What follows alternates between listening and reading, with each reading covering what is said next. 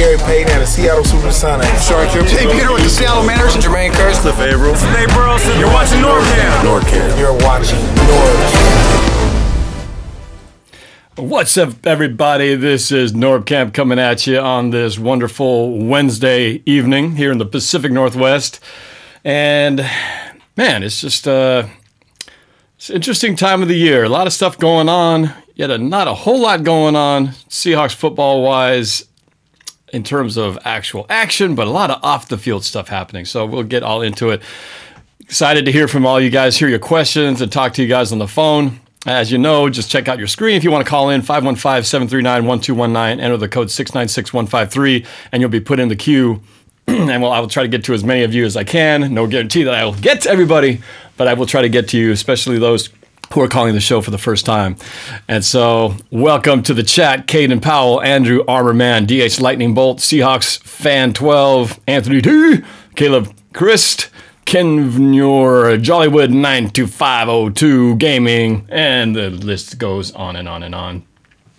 If you want to, they have this new feature on Facebook or on YouTube now called the Super Chat, and basically the way it works, it's another way of YouTube making a little change. I guess it goes to both me as a YouTuber and to YouTube, but you can actually put a little coinage in there, do a super chat, and then your chat gets highlighted and it gets seen above, stands out from all the rest. So you can always do that. I've seen some people do that if you want to do it. And I'll make sure I shout that out, because otherwise I cannot get to everybody. Just too many people scrolling by, but you can read it right here on the screen. Real quick, before we get too crazy here, I've got to just remind everybody that for those of you who are in the Seattle area, got to come check out HawkFest 2018. Bam, it's right there. Gonna get my left and right squared away right there. HawkFest 2018. For the first time at Emerald Downs, it's going to be on Saturday, May 19th, 1 to 5 p.m. Our big 12/12 fundraiser, and it's going to be a lot of fun stuff. It's going to be at the Emerald Downs racetrack, so they're going to have the horses running. We're going to have Ambi on stage playing with the band, with Mark Collins doing our live music thing. While the horses are running in between races, we'll be playing. They're going to have the silent auction with a lot of cool gifts that you guys can bid on and win. All kinds of kids' entertainment, bouncy stuff, everything like that, and raffle prizes, you name it. And it's all free with, of course, a donation to go to the good cause. So if you guys can come check it out. May 19th, HawkFest 2018. It's going to be great. Before I jump into it, I have to share with you guys something, a tragic thing that happened a little over a week ago. As you know, I went to the Super Bowl in New York, New Jersey, Super Bowl 48. And I'm not a huge collector of items, but when I was there before the game, when we were walking around the streets of New York with my dad, stepped into this little shop and grabbed a little glass, a little commemorative Super Bowl 48 glass. And it's been my favorite drinking glass. It's not one of those glasses where it's like, I'm going to put it in a trophy case and never use it, but I love to drink out of it. Solid, you know, you just know when you grab it out of the shelf, it's like, ooh, it's going to be a good beverage today. And my oldest daughter, Sophie, was doing the dishes, and she dropped it in the sink. My precious Seahawks Broncos glass. Oh, well. I saved it with the shards and everything, figuring maybe I'll glue it back together or something. But I couldn't throw it away. I can't replace it. I looked online. They don't have this exact glass. They have something very close to it, but not the exact one. And unfortunately, just couldn't avoid the inevitable. But it's a really cool glass. It's solid. I've always liked drinking out of it. It says New York, New Jersey, 2-2-14, Super Bowl 48. And it doesn't have the winner or champion on it. It's just the matchup. Unfortunately, it will have to remain in this broken state. Kind of represents the Seahawks, the vibe of the fans and everything right now. The broken state of the 12s right now, feeling this brutal offseason. Or is it? Maybe things aren't as bad as we might think they are, but we'll have that discussion in a second. But yeah, lots of stuff to talk about.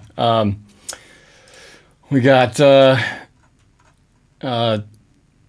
legal issues with some former Seahawks to talk about, which now opens up discussion about backup quarterbacks. Whoever thought backup QB would be such a hot button discussion, but it is. and kind of look at some of the most recent free agents that have signed in the past week or so, just to get you up to speed. And just want to see what other questions you guys might have as well. So, what do I got here? Let's hype this chat. That's right, Deadly Skills. Let's hype it up. Let's get it going. But yeah, I'm ready to take your questions before we get into it. Let's do it. Anthony D has been on here for like 20 minutes before I even started this thing. So I got to get my Anthony D call out the way first, since he's got to go eat or something like that. So, all right, let's do this thing. Anthony, I hope you have a football question for me. All right, here we go. You are, where's my screen? There we go. You are on. What's up, Anthony D? What's happening? Whoa. Hey, Noah, what's going on, buddy? Not much, except a broken Super Bowl glass, free agency, and some Seahawks who can't seem to stay out of legal trouble. What's up with you? I'm going out to eat. I had to talk a little bit quiet because my mom's on the phone. Going out to dinner. Dinner. She's going out to dinner. Where are you going out to dinner to? I don't know, actually. Don't know? You just driving, blindly, heading off, whatever they take you to, huh? I have my alarm that goes for That's funny. All right. Well, you got something for me? What's on your mind this week? What's on your mind this week, Anthony D? You made it smoothie. Let's go with the backup quarterback that got canned from the Seahawks.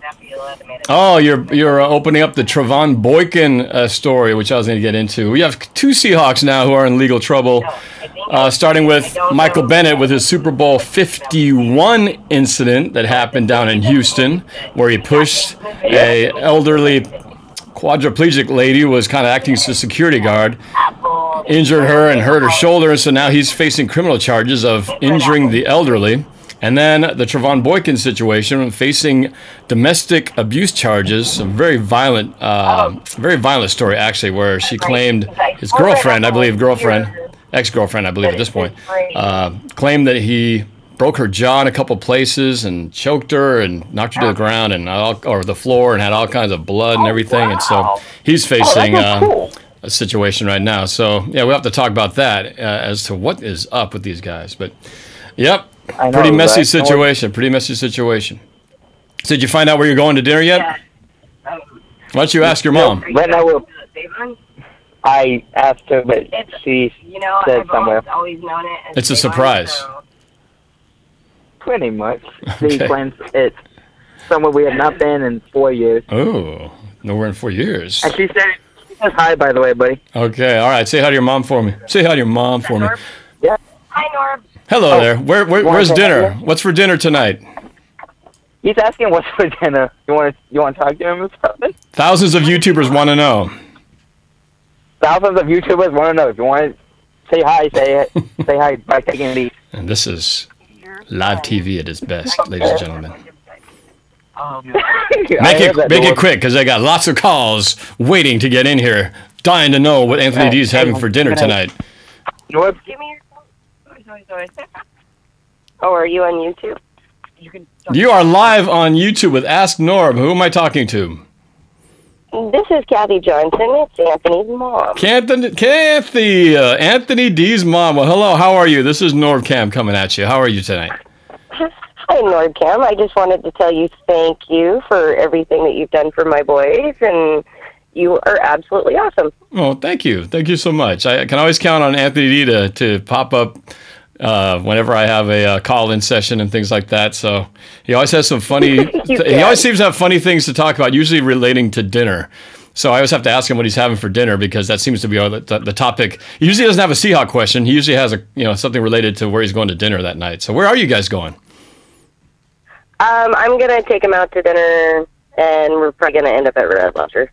Oh, Red Lobster. Oh, I just had Red Lobster not more than like a month and a half ago. It's pretty darn good. So, good choice. Good choice. Yeah, I haven't been there in like 4 years. All right. Well, enjoy. I hope you guys have some lobster. It's one of my favorite things. So, well, thank you. Have a good evening. Tell Anthony D thanks for the call in, and go Hawks. Go Hawks, always. All right. Take care. Thank you. Bye-bye. All right, Norb. I think you got. All right. That's Anthony Diesma. That's nice to talk to her for the first time. That's awesome. All right, let's keep this rolling since we're getting on such a great start here. Let's go to the 253. What's up? Who's this? Hey there. Hello. Who am I talking to? Well, you remember me from last week? This is Nicholas, calling from Tacoma. Oh, Nicholas from Tacoma. Okay, all right. I remember I had a couple of 253 numbers. I had to get that one down. All right. Nicholas, what's up, man? What you got for me? What's your question? Well, first up, just an update on the Cleveland Browns. Turns out that their team might be a little bit better. I mean, well, they just got Jarvis Landry from the Dolphins. Ooh. Breaking news from Nicholas in Tacoma. Jarvis Landry signs with the Cleveland Browns. Well, that's a pretty big deal. Cleveland, you know, they're poised to have a pretty good team this year. I mean, they're drafted 2 early first-round picks. They're going to have a new quarterback. Probably have a kick butt running back as well. Now they're going to have a receiver. Who knows? Watch out. AFC North, watch out. The Cleveland Browns might have something to say. Yeah. Thanks for the update. What do you think about the latest Seahawks signings? Anything get you excited? I'm not sure. Well, we just lost Luke Wilson. Yes, Luke Wilson is gone. We had to say bye-bye to Techno Thursday and Short Shorts Day. So sad about that. Yeah, I think he's on the Lions now. Yes. And my understanding is that he actually grew up a Lions fan, having lived not too far from the Detroit area. So in a lot of ways, it was kind of a little dream come true for him as well to actually play for the Lions. I didn't know that, so that was kind of a nice, nice aspect to that story, I suppose. Yeah.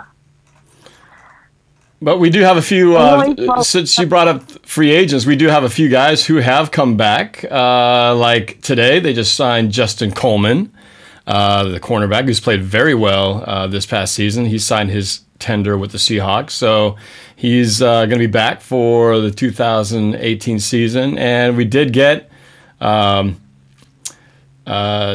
his name, Shamar Stephen from the Vikings, defensive guy, and re-signed Marcus Smith. So we've definitely, and then Tom Johnson, another guy from the Vikings. So we've definitely added some, some depth and some bodies to that defensive line, which is good since we were sorely depleted after losing Bennett and potentially Averill. So they're definitely making some efforts to beef up this where we're got some holes. Yeah, and by the way, I also might be going somewhere special for my 12th birthday in June. Oh yeah? Where would that be? If it were to be about one of 3 different places, then it would have to be either downtown Tacoma, Seattle, or our state's capital, Olympia. Well, since you live in Tacoma, I think you need to go somewhere special and get out of town. Go for Olympia, or I think Seattle's the way to go because that's the farthest from where you are. If you're gonna make it, if you're gonna go big or go home. No, don't go home.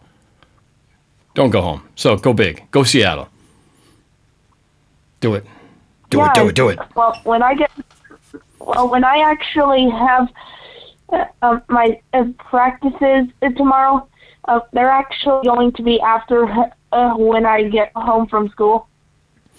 Oh, right on. All yeah, right. I have Mariners tryouts from 11:45 to 2, and I have the Seahawks tryouts from 2:05 to 3:30. Mariners tryouts and Seahawks tryouts. I assume these are teams that just happen to adopt the same names. Is that what it is? Well, it's for an upcoming year. Oh, okay. All right. Yeah, I just don't know which one I might be playing for yet. Right. So I got to do the whole tryout thing, right? Gotcha. Okay. Yep. All right. Well, good luck. Good luck with that. And yeah, man, when's your birthday again? In June, you say? So. Middle of the year, June 16th. Oh yeah, so we got time. We're gonna be talking way before you have to. I'm not gonna wish you happy birthday yet. It's too early. We got a couple months yet. We have 3 months to go. So we'll have to do that later. All right, man. Well, thanks for calling in. Thanks for the breaking news update. And we'll talk soon. All right. All right. See you next week. Yeah. Go Hawks. Alrighty, let's. I'm gonna go with all the numbers that I do not recognize here, just to get some fresh blood on the calls before I go to some of the tried and trues. Let's go to the 425. Who's this, and where are you calling from? Joey from Everett. Joey from Everett. What's going on? We talked before the Super Bowl. Oh yeah, man. Delia? Yep, that's right. All right, what's up, man? What's going on? Good to hear from you again. Yeah. Thought I'd just call in, say how my Eagles are doing, because you know me, I'm an Eagles fan. Yes. Thanks for reminding me of that. Congratulations, by the way, for the World Championship. How does it feel to have? That was a hell of a Super Bowl, by the way. Surreal. It's just surreal. I mean, not, just. I mean, I was rooting for the Eagles because I was. I'm anti-patriot, so it was great. It was a great game. Sure everybody in the channel. Yeah, pretty much everybody. But from just a pure, if I had no interest in either team, from a pure football entertainment standpoint, that was a great game. Had everything you'd want from back and forth to big explosive plays, trick plays, key defensive plays. It was a great game. So you got to be very happy on how your team. Pulled it off. Finally, we got our revenge for I think it was Super Bowl 38. That's right, for Spygate. Yeah. Well, so now that you had a chance to soak that in, a good month and a half now, what do you think about the off season for your Eagles? I think I've seen video of how Carson's doing, so I think he's looking a lot better. Yeah, you're talking about just from a rehab. You talking about from a rehab standpoint? Yeah, like his ACL seems a lot better. Well, like he looks like his former self from last season. Yeah. It's one thing to be just running sprints. It's a whole other thing to get on that field with 300-pound guys chasing after you, diving at you. So I'm sure it's still going to be a while, but you got that insurance policy and MVP winners, Nick Foles, which is an interesting situation in itself. But I've heard rumors that we're trading him to Arizona or somewhere. Well, yeah, I guess that's the big question. That's what I've heard. I've heard on TPS at Total Pro Sports that they're trading him. Well, so there's a lot of opinions on this thing, but my opinion on that too is that if I'm Nick Foles, it sounds great. I'm a team player. I'm under contract for a year, so yeah, I'm just going to be happy with my backup role after having won the Super Bowl on my own as MVP. I don't see that. I just don't see it sitting well. I just feel like the organization knows it. They're sitting on a guy who basically won the Super Bowl for that team with Carson Wentz on the bench, and he knows he deserves starting money somewhere. And I'm sure other teams are willing to pay him starting money, and the Eagles could benefit by that by paying somebody or getting paid, for his services. Now, the tricky part, though, is that you're not going to have, unless Carson Wentz pulls off the miracle recovery, like you're saying. But if he's not ready to go at the start of the year, which I would say he's not going to be 100% by the start of the year, you're going to need somebody else to play in his place. I think he's around maybe 75% at the start of the season. I'm not saying he's going to be fully healed by the start of the season. Yeah, but the question is, will he be able to actually start? And if he can start, that's one thing. But if he can't, well, you got to have somebody in there. You don't want to start off the first quarter of the season if he can't play, with somebody. I don't even know who your third string backup is or who the backup to Foles was. Some guy that nobody knows the name. Do you even know who your third depth guy is on your team? Nate Sudfeld. Nate Sudfeld. Right. Yeah, big household name right there. Now, I have no idea if that guy's any good or not, but anyway, it's an interesting situation. I guess it's a good problem to have for the Eagles because, you kind of have pretty good leverage on your side that basically if you're going to let him go, you have control of him. So basically, they hold all the cards, and if a team really wants to have Nick Foles, well, they're gonna have to pay big bucks or give up something big for the team to let him go. So you guys are in a pretty good situation. Now, I'm just curious. Since I'm talking to the Eagles fan here, you guys got our Michael Bennett in the trade. Yeah. So far, I'd say it's worked out better for us, considering the fact that his legal problems with that Super Bowl criminal now incident revealed itself in the past week or so. My first question is this, before I get into that, is this receiver that we got from you guys, another big household name, Marcus Johnson, that's his name?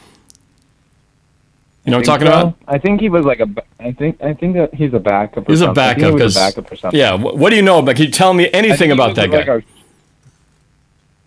I have nothing on him. So really, nobody knows. I literally have. He's a diamond in the rough. He's like I'm pretty sure he's a journeyman or something. Oh, I think he was a rookie. I don't think he's a journeyman like he's been around. I think he was a rookie as his first year last year. He just spent most of it on the bench. So I think he's just one of those unknown commodities that he was just behind a lot of. Alshon Jeffries and Aguilar, he just didn't see a lot of time. So I don't know. Maybe he's this diamond in the rough that nobody knows about. So we'll see. All right. So you don't know. You're no help there. So let's find out about the Michael Bennett reaction. So after Michael Bennett gets, charged with this crime, now he's got to go to court and all this stuff to face these charges of injuring the elderly. What's your thoughts as an Eagles fan? I think, honestly, we should have just never trusted the trade at all with you guys. In reality, I think Michael Bennett should have stayed up here in Seattle and maybe just deal with the charges up here if that's what you guys would have done. I was surprised that they did the move. If I were to put my conspiracy hat theory on, is that supposedly nobody knew about this criminal incident. Michael Bennett didn't say anything about it. The Eagles didn't know. The Seahawks didn't know. And it just so happened to come out a week or so after they made the trade. What? He had a criminal incident that happened over a year ago? Sorry, I had no idea that was coming. Sorry, dude. We'll take your receiver and you can have him now. I find it really hard to believe that nobody knew about this. I mean, come on. I'm just saying, how is that possible that nobody knew? Obviously, as a Seahawks fan, I'm somewhat relieved that they got this done because obviously it's not our problem anymore. It's your guys' problem because he's not no longer on our team. And I know it's all innocent before proven guilty, but in the court of public opinion and in the NFL court, you're often guilty until proven innocent. Because of just the way things roll that way. So, I don't know. That's just kind of my thought on it, is that, maybe the Seahawks knew a little bit something about it, even though they claim they didn't. But, hey, it's just how it is. In this poker game that is NFL trades and drafts and all the gaming that goes on, it doesn't surprise me that somebody would know a little something. But it's how life is. All right, man. Yeah. You got anything else for me? Or else I'm going to get some other calls here. But... You can go to your other calls. Okay. All right. Well, I definitely, we don't play each other this year unless we make it to the playoffs. But I do want to wish you best of luck this season, and good luck in attempting to repeat. It'll be fun to watch to see how it's tough to do this day and age. My record prediction for the record prediction for the Hawks is like 11-5 at best. That's actually pretty optimistic. What's your prediction for the Eagles? If that's optimistic for the Seahawks, what's your Eagles prediction?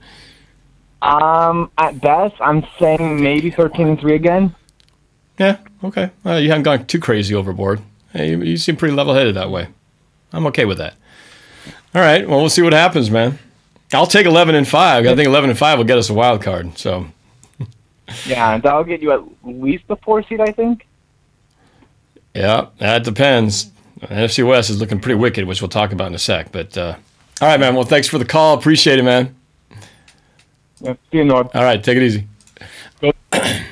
All righty, let's keep this going. Good stuff today. Let me go to the 757.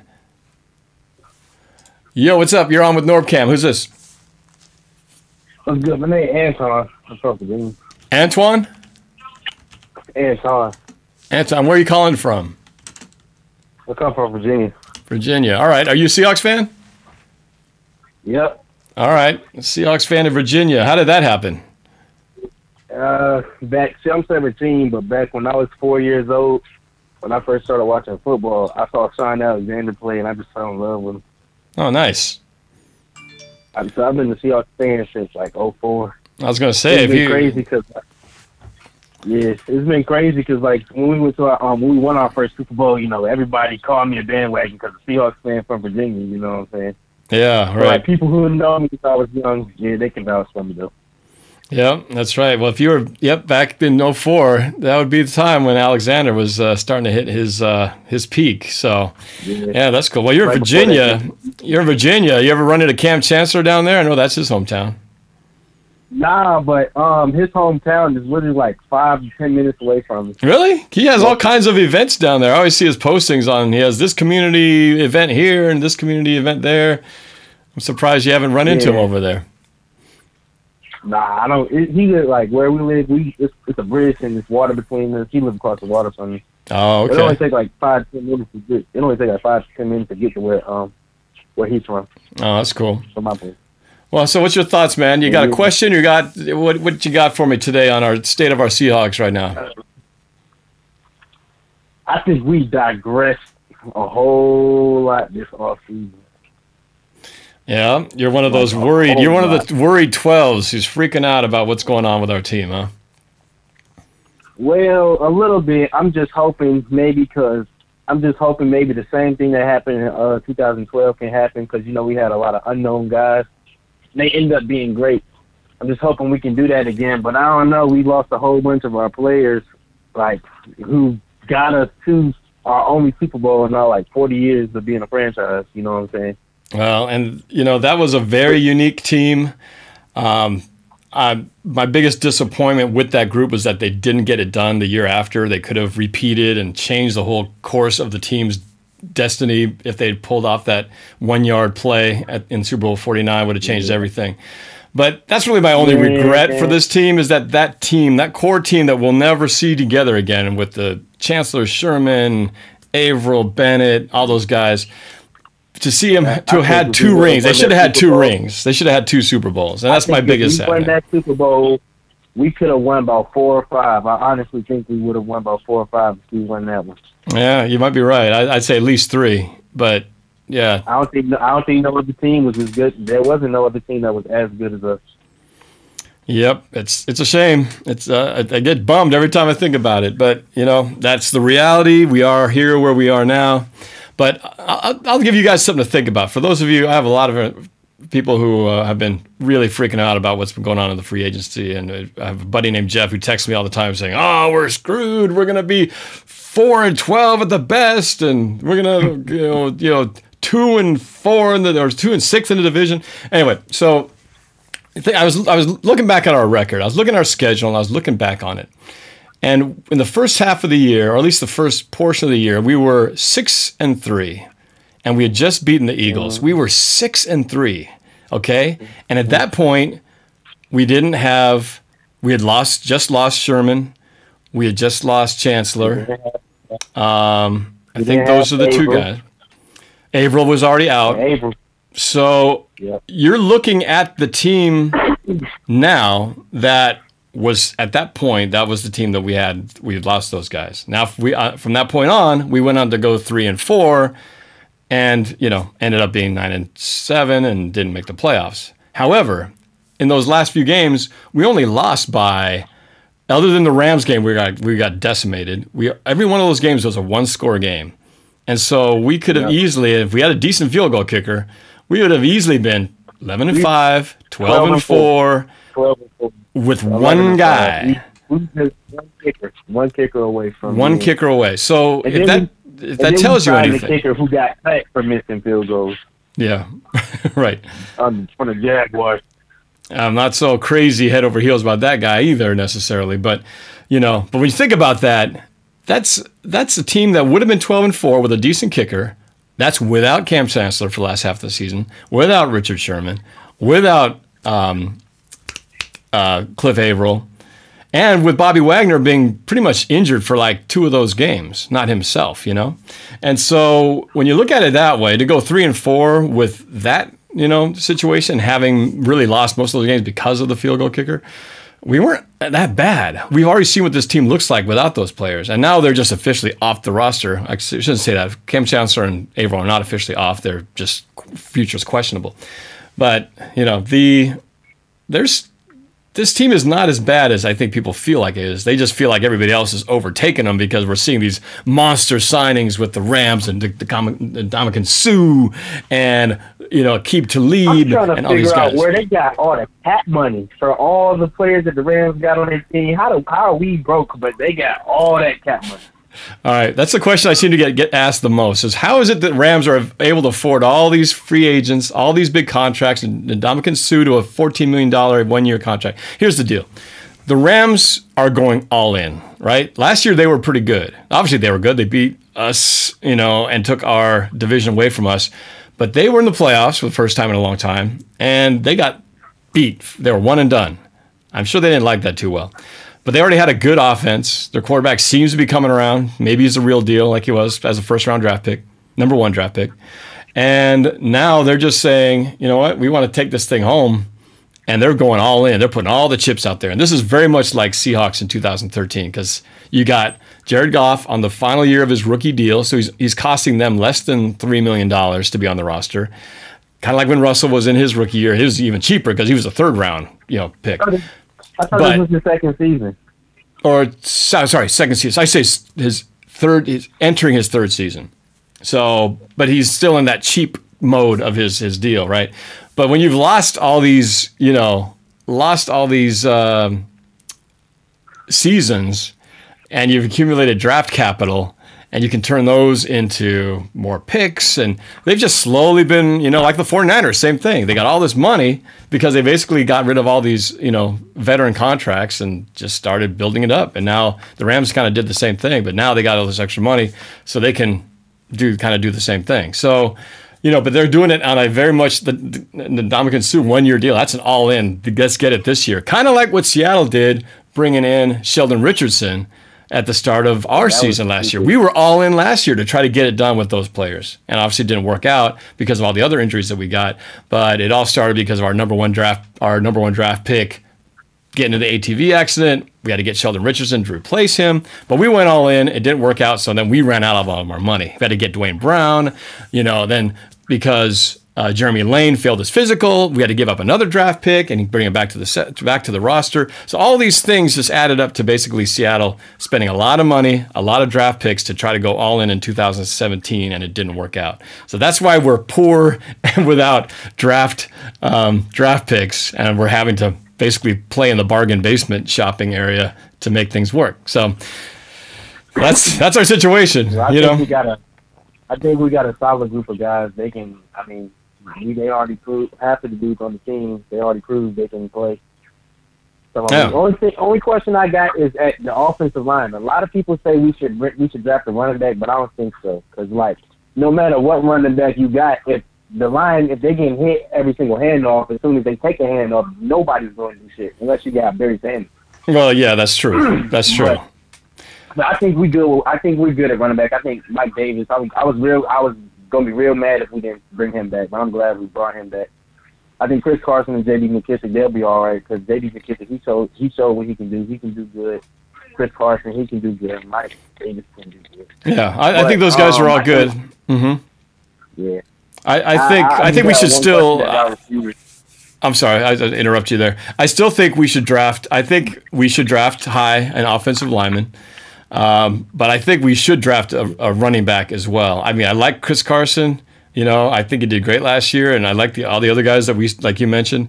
But I still think this is a really good running back class, and I think there'll be guys to be had in the later rounds of the draft. And so I think we can pick some guys, a guy up who can still do something for us. Nick Chubb.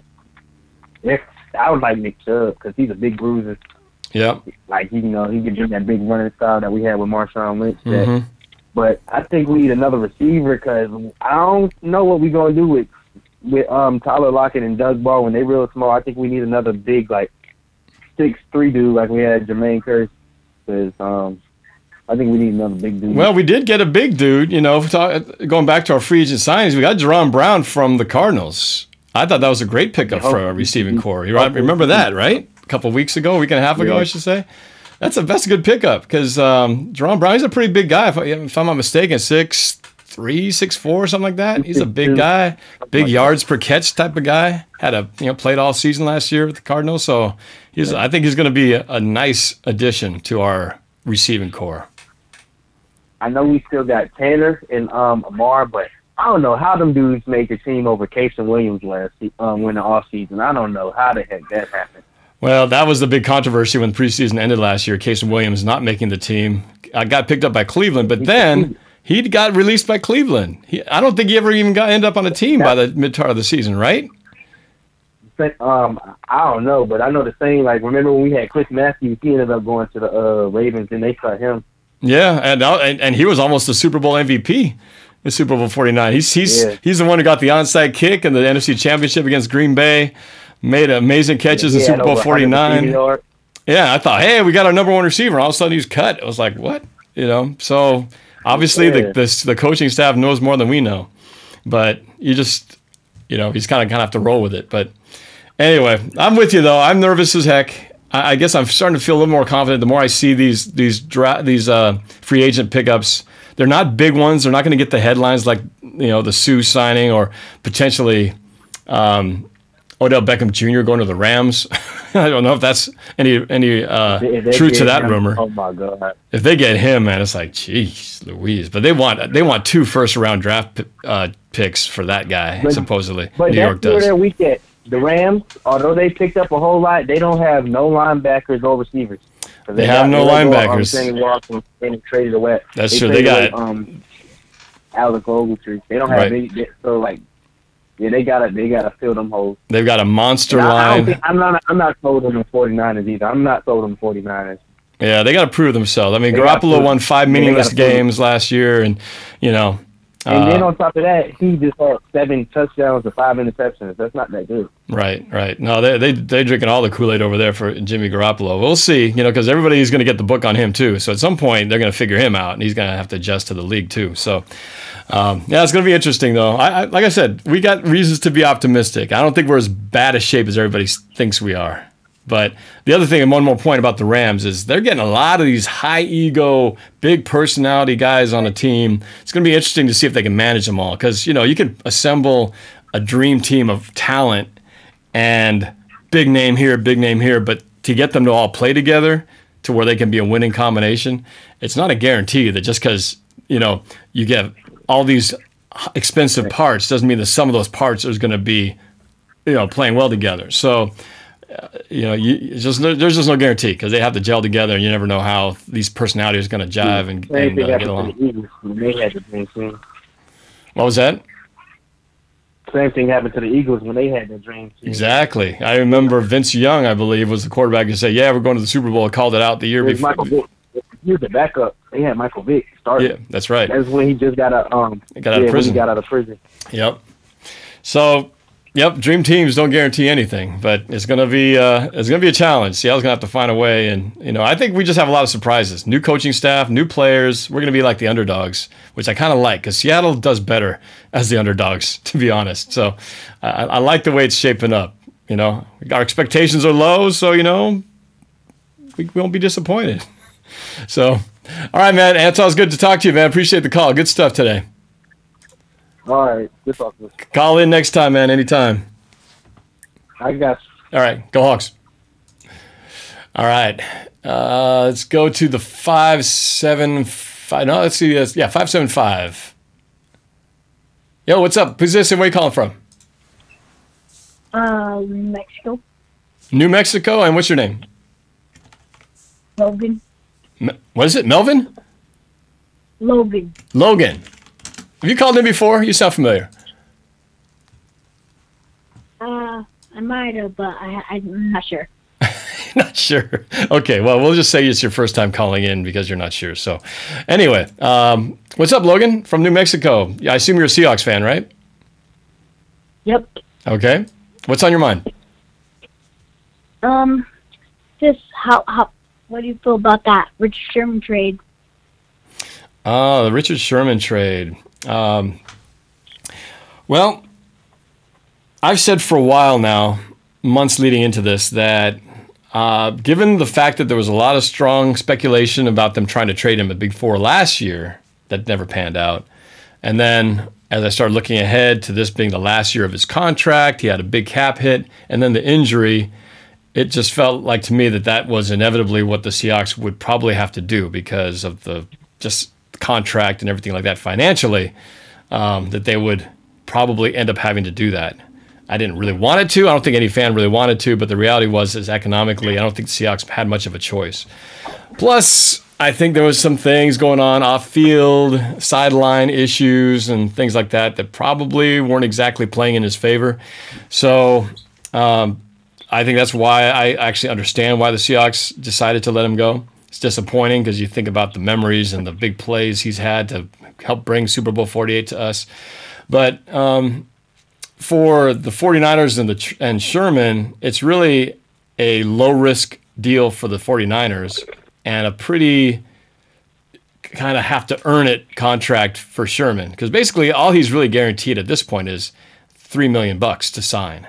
And then he has to actually get on the roster to get the other two, and then he can make up to $13 million if he hits all these performance marks, like being on the roster 90% of the time, and making the All-Pro and a Pro Bowler. So he has to do a lot of things and play like lights out to get all that money. So it's actually a good deal. I wish contracts were more like that in general, because that way the player has to earn it, and the team, basically pays if they play, and most players don't like that, of course, because if they get injured, they're in trouble.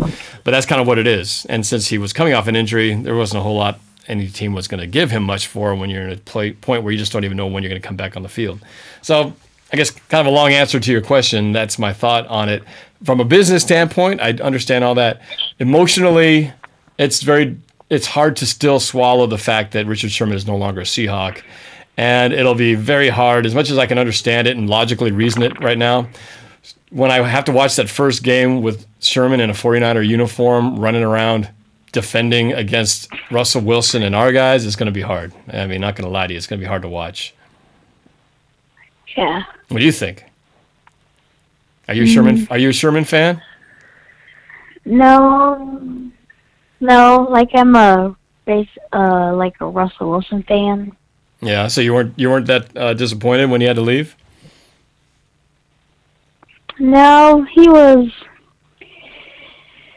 No, not that much.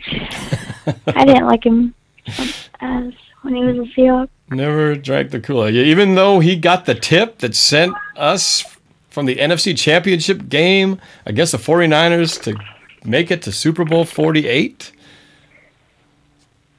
Really? Wait, was that? Oh, yeah. You have a short memory, son. So, no, but that's good, though. It's good for you to, embrace the present. Russell Wilson is our guy now. It's going to be built around him as our team, as our leader. So you're on the right. You got the right mindset, young friend. What do you feel about the Legion of Boom breaking apart? Legion of Boom breaking apart. I see in the chat people saying not trade. Did I say? Did I say trade? He wasn't traded. He was cut by the Seahawks. I may have used the wrong word. I meant to say trade. Meant to say cut, not trade. We didn't get anything back for him. He was just cut. Very cut. Okay. Apologize. Wrong word. Okay. Legion of Boom. Well, we still have part of the Legion and Earl Thomas hanging by a thread, still on the team right now, still under contract. So really, he can't go anywhere because the Seahawks have him for another year. And it's really just a matter of, will the Seahawks trade him? He won't get cut. If anything happens, he will get traded. And rumor has it they want a lot for him if they're going to do business with a team that would like the services of Earl Thomas. And, probably a very high round draft pick, probably a first paired with a third or something like that. So I don't know I don't know how serious they are about that. But, he's a pretty valuable, I still think very valuable guy to our team. So I hope he doesn't go. I hope he stays. One of the guys I hope they keep. So at least the LOB will still have the L in there if we keep Earl Thomas. Yeah. What's your what do you think the season's gonna be? Oh, my prediction on this year, on our record? Yeah. Well, I don't like to make early predictions right now because we haven't even had the draft yet. Free agency window hasn't ended, so it's too early. Plus, I always do my prediction in the form of a music video right before the season starts. Oh, yeah. So I'm going to have to wait till I get to that. You know what I'm talking about? So I am not going to make a prediction quite yet. But I will say it's going to be lower than my 14-2 that I was so wrong about last year. So I can pretty much guarantee that. All right. So. Do you think are you going to every game? I'm going to every home game, and I will be going to the London game versus the Raiders, and we will finally get to see the Seahawks go against Marshawn Lynch. All things working out because the Raiders extended his contract to this year, and so all things working out perfectly, we will actually get to see Marshawn Lynch run against the Seahawks in London, of all places. So that'll be pretty cool. I'll get to be there, hopefully broadcasting live from inside the stadium, inside that, whatever they call it, not Wembley, but the other stadium over there in London that we're going to. So, yeah. One game that I might go to is the Seahawks versus the Bears. Oh, is that in Chicago? Or is that home? It's in Chicago, right? You might go to Chicago, huh? Yeah. Oh, that'd be cool. Chicago is a lovely city. So, other than the crime, it's a lovely city. Yeah. So I will. All right. I don't know what else to say. All right. Well, that's all right, man. You made some good points. I appreciate you taking the time to call, and I hope to talk to you again soon, man. Take care, Logan. Mm-hmm. All right. Go Hawks. All right. Keep us going. Let's go to the 509. What's up? Who's this and where are you calling from? I'm calling from Spokane, Washington. And who's this? This is Patrick, and actually, big fan of yours. I'm from the Everett, Seattle area. Grew up Seahawks fan, and I've been following you. I think the first video I saw was your prediction video with like Usher song theme from a couple years ago. And okay. Well, thank you. I appreciate you following my stuff, man. Yeah, I'm actually half Filipino from the Seattle area, but lived over here in Spokane. I know. And went to, I was a youth leader over here for a few years and went to one of my youth kids' soccer games and ran into your sister at your nephew's soccer game. Oh, I was going to just say that you're from Spokane. Yeah. It's funny because I'm actually going to be over there this weekend, girls volleyball tournament. So you're going to be this weekend. Pretty cool. Well, I work at Applebee's up north. You guys can come on in. Okay. Well, we're going to be spending most of our time at the convention center because that's where the action is going to be at. So we'll be there. Friday, cool. Saturday, and part of Sunday. So yeah, I'm looking forward. I'll be staying with my sisters. Now that you mention it, but yeah, it's gonna be a lot of fun. So that's pretty cool. Small world, man. Yeah, it was really interesting. She had a Seahawks lawn chair watching the game and stuff, and I was like, nice lawn chair. She's like, yeah, big fan. And I was like, yeah, I had all my Seahawks gear and weird. I was like, oh, I'm just watching a youth kid. I have my son here, and I don't even know how we got on the topic. And she's like, oh, my brother, he's a huge fan. He's got his own YouTube thing. And I was like, NorbCam? She's like, yeah, that's him. Oh, that's hilarious. That is funny. Oh, it was great. Sorry about catching up. Let's get to the Seahawks and. Oh yeah. No, appreciate that. I just love hearing stories about how people end up finding my stuff. Most definitely, yeah. And being half Filipino, and a big connection right there. Understand, like your dad's hilarious. Oh yeah, yeah. My dad's he's pretty funny. Even when we're watching volleyball games, I have to be careful not get the camera too close to him because sometimes he'll say some crazy stuff. But yeah, no, he loves sports. He loves the Seahawks. He's loved the Seahawks longer than I am. He's the guy who got me into football in the first place. So, yep, big fans. So what's your thought on but you're Seahawks? Talking about especially I think it was the second caller.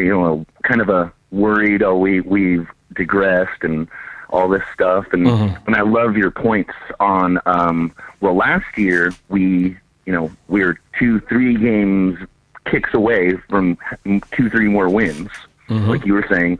All that stuff, all those points that you made put more confidence in me too, because I am a little worried. But then you also mentioned the smaller signings. You get the one defensive lineman from the Vikings and another alignment guy, and then the John Johnson, and these moves that we've been doing just, again, instills confidence in me and what trust in Pete and Carroll, and it's a program. We're reloading, how to get rid of the older guys. So, similar to what Pete Carroll was doing at USC, guys are going to move on. It's his system his program that he pumps through with the draft and free agency. Well, it's Pete Carroll mentioned in an interview, he was asked about letting go of Richard Sherman and Michael Bennett and the changeover, and he actually used those terms, calling it that these guys are graduating, moving on, and it's also just part of the nature of the business these days. With the salary cap and free agency, it's almost impossible to keep a guy for more than 4 years, especially if they're good. We've actually been lucky to have a window this long with these guys for so long, because we've managed to be in the playoffs for like 5, 6, 7 seasons in a row. And, it's rare, and I think only the Patriots are the only other team you could say has been better or is, as good at or better than us in terms of being consistent. And that's what they do. They don't get stuck and bogged down with a bunch of long contracts. Yeah, most definitely. The LOB alone are 3 future Hall of Famers just based on the last, they're since 2010, 2011, since they came in the league. Yeah, that's right. And, that's sort of the Bill Belichick model, is he dumps players a year before they're too old, as opposed to waiting till a year past their prime to get rid of them. Collins. He gets Jamie Collins, a perfect example. Everyone's like, why did they release him? Is he crazy? And look, they've been in the Super Bowl. Done barely anything, yeah. And so, it's hardest on the fans, because we just get so attached to these players and their names that we don't want to let them go. But the reality is, if we don't, then we're going to be stuck with too old players, can't afford or get draft picks, and then we're kind of stuck in, kind of a situation we sort of are in right now. So, that's kind of like what the Mariners do half the time. Yeah, right, exactly. Too old, not enough youth, and no depth. And so this is kind of going back a little bit to what we were in 2012, 2011, 2012, where everything started up, and you're like, who's Russell Wilson? Who's Richard Sherman? Who's Bobby Wagner? Nobody knew who these guys were. These were late round guys who were, Richard Sherman was a receiver before he turned cornerback, So these are guys who, were even known for their positions. And then they became household names because of what they did during their time with the Seahawks. So I'm not going to say that's going to happen with all these guys, but they start somewhere. And you can't have the same guys forever. So we got to hope that some of these guys that maybe are already on the squad from last year, like the Amara Darbos and the Tedrick Thompsons and the Delano Hills, that those guys maybe will step up. Yeah, and then even the draft before that, we have Thomas Rawls, you have Tyler Lockett, and you have Frank Clark. These guys got to prove themselves if they're going to get their next contract or not. Right. And there's some who, I thought were surprising moves, because these are guys I thought, well, they had kind of proven themselves, and I thought maybe they're going to move into their next level, like Deshaun Shedd. I thought we were going to keep. Yeah, I thought we were going to keep Luke Wilson, but I didn't know that was his home team or his favorite team growing up, and that was close to him. That's a nice story, like you said, but it was sad to see him go. But they offered him good chunk of money that it did for him, and it was just unfortunate that he was a Seahawk. Yeah. But, that one, Paul Richardson, he made great money. I thought he did very well. I think too rich for us to re-sign, but I thought he did good for himself. The Deshaun Shedd, I think that was the one that I really thought that he'd come back, because, we have a need a corner. I thought he would have been a great guy to just kind of, they kept him around last year while waiting for him to get back from his injury, and he never quite made it. So I thought this year would be the year he'd come back. Definitely. And so that was a bit surprising. But re-signing Coleman.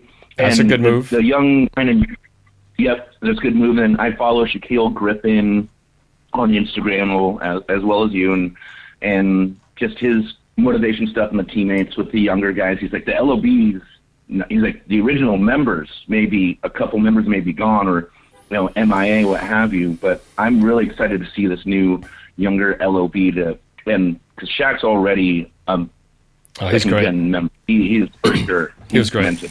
Yeah, they nailed the draft. And actually, the Seahawks have gotten some heat for not being good at the draft the last few years, not having been as good ever since 2012 when they struck gold basically with Bobby, Richard, Russell, and I'm not sure who else I'm missing in there, but those three guys in particular. Bruce Irvin was the first round pick. Yeah, Bruce Irvin was the first round pick. He was 2003. He wasn't 2012 though, wasn't he? I think it was later.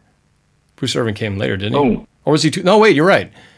You're right. He was because he's 2012. Yeah, he was. That's right. He played it. That's right. He was pass rushing on that 2012 game against Atlanta. That's right. We moved down, and the Cardinals took the receiver out of Notre Dame in front of us, who they already cut. What was his name? Big guy, and then he went to the Patriots and still did nothing. But there was a bad video of him of his DUI. That was bad. Oh, you're talking about Randy Moss? Ended up getting Bruce Irvin. No. In the Cardinals took a wide receiver ahead of Bruce Irvin. We moved down. Sorry, I was somewhere else. Yeah, I don't remember the name. I know. Yeah, no problem. Yeah, I forget his name. That's how Michael Floyd. Oh, Michael Floyd. Yeah. That's right. Yep. Yeah. So I was actually really big on Michael Floyd and really wanted him. And when the Seahawks moved down and the Cardinals got him, I was like, oh, what are they doing? And so it's just another part of trusting John and Pete and what they're doing. And yeah, like I said, I'm excited and optimistic for the season, and the reasons that you give are great. Well, and there's some cool stories to be had. I don't know the chances of them happening, but can you imagine if we got Shaquem Griffin, get the brother, Shaquille's brother back there playing outside, linebacker, pass rusher. Yeah, we get rid of noisy Michael Bennett and Sherman. I mean, I love the guys, but man, that could have been a headache here and there. But now, if they get Shaquem Griffin, they have the twins on the team. What a story! And, who knows where he'll go in the draft? People are saying as high as second round. I mean, he's the fastest guy, linebacker in the last 10 years or whatever. 4.38 in the 40. Smoking fast. Ridiculous. But I mean, he's going to be, we could get him. He's going to be there somewhere. It's just a question of does Seattle have him high on their draft board. He's probably not high in a position of need because I'm sure the Seahawks have a offensive lineman on the top of their board. They probably got a running back in there and maybe a receiver ahead of that. We haven't even mentioned the Fluker signing. No one's talking about the Fluker signing. And, I just like the fact that at least they're addressing the need. It's a veteran guy who's been pretty reliable and healthy. And, I think that's... Yeah, he was huge coming out of college and was pretty held down with the Chargers pretty good, and then moved on and got another big contract and then kind of faded out or lost motivation, but he looks, according to his Instagram and stuff, I always, every time we draft a guy or sign a guy, check up on who they were, where they've been, what they did, but yeah, I remember hearing about Fluker and then just how positive it is and stuff. Well, everybody's Instagram is positive, but anyways, and, I'm looking forward to see the revamped offensive line and see what we do as we add through the draft. Right. Plus, Fluker also played under our new line coach, Mike Solari, so he's familiar with the system. So I guess that the other part of the optimism is just the fact that when you get all new coaches like this, I mean you gotta just go with it's a whole new turn the page optimism, right? Because you're starting fresh with new people. Of course, there's always a chance they could be worse, but I'm not assuming that that's going to happen. I'm going to assume that these guys are going to be better than what we've had, and so I have no necessarily any reason to know that that's going to be the case, but I like to think that they will be. And, this could be a whole new look that we just haven't seen. I mean, we've had the same offensive coordinator for how long have we been under Bevel? It's been like since 2011. I know we had the other guy in 2010 who's now the coordinator for the Jets. Forgot his name. But I think since then, since 11. So we've had the same guy for 6 seasons. So it's kind of just nice to think we might actually see something different, because after a while you kind of start feeling like, man, I've seen this script over and over again. It'd be nice to just see some different and that's looks. The thing. It's gosh, you see a movie like, oh, it's that play, especially the flea flickers, like the Lockett one, or the Ricardo Lockett one in Dallas, and it was the same one as in Atlanta to Jermaine Kearse. Jermaine Kearse, and the same one we did to Paul Richardson against the Giants. Correct. 3 times we just named off. We saw the same play. I actually made a video that I made a video with all three. I made a video with all 3 of those free flickers on the same same screen at the same time, happening at the same time. I put it on. It was a Facebook video, but I know that too well. I've seen every single one. A couple of them in person, or 1 in person and 2 on TV. So and that's what's scary. And that's what's scary. Like Super Bowl 49. We coulda. But there was a coach who just is so meticulous, but also, what else? I don't know. It's Belichick. They had they had a track record of success with that play. They had scored with the slant pattern at the 1-yard line on multiple occasions in 2014. So it's not. Thank you. Yeah, I was. They had the data to back up the choice. It's so easy to say that was a dumb play call, but at the time, you can actually see why it's more it makes sense. Play than a dumb play, and that's what I try to get through people's heads. It's just, it's a topic that just keeps coming up because it was so huge last play, the Super Bowl. And if it works, it's brilliant. If it works, it's brilliant, because basically all Belichick did was run what you're supposed to run, a goal line defense at the 1. He didn't do anything special. He just ran a goal line D, and then Seattle ran a spread formation out of it, which you can't run. You can't run against a goal line D because you're stacked at the line. So your only option is to pass. And Malcolm Butler made a great play because he got burned on it in practice. And our former Brandon Browner LOB member made a great play to stuff Jermaine Kearse at the line, allowing Butler to go through. I mean, it was a perfect storm of bad news for the Seahawks, because the play itself was actually not that bad. It was the execution that went completely opposite. But that's just just to put salt in the wound over and over again. But exactly. It's a game of inches. It's the Super Bowl, and things happen, and it was a stage and foul played. Exactly. Gosh. Anyway, but so I guess I'm nervous, obviously, seeing teams like the 49ers and the Rams just seemingly looking like they're just stacking their nuclear arsenal with all these names and players, and we feel like we're just sort of slowly crawling behind while they're just loading up with all these headline names. But it's not a guarantee that that's going to make them a winner. It's not for sure. Exactly, like you were saying as well. How well are they going to, especially those personalities on the Rams defense with Talib, Peters, and Sue, and we have a track record here in the Pacific Northwest with Marcus Peters, who's UW for sure, going to be a first-round draft pick. Doesn't even play a game under Chris Peterson for UW, kicked right off the team. Yeah, right. And then Chiefs. Oh yeah, he's great. He's good. Rookie of the year, 2-time, 3-time Pro Bowler already. Oh, later. Yep. So we'll see how he works in LA. There are reasons why those guys also are not on teams too. So, you take the good with the bad. Obviously, they're gambling, hoping they can just if they can strike lightning in a bottle 1 year, they just want to get that championship, in this year, and see how long they can carry it. But it'll be interesting because they've got in that monster line with Sue next to what's the guy, the other tackle for the Rams?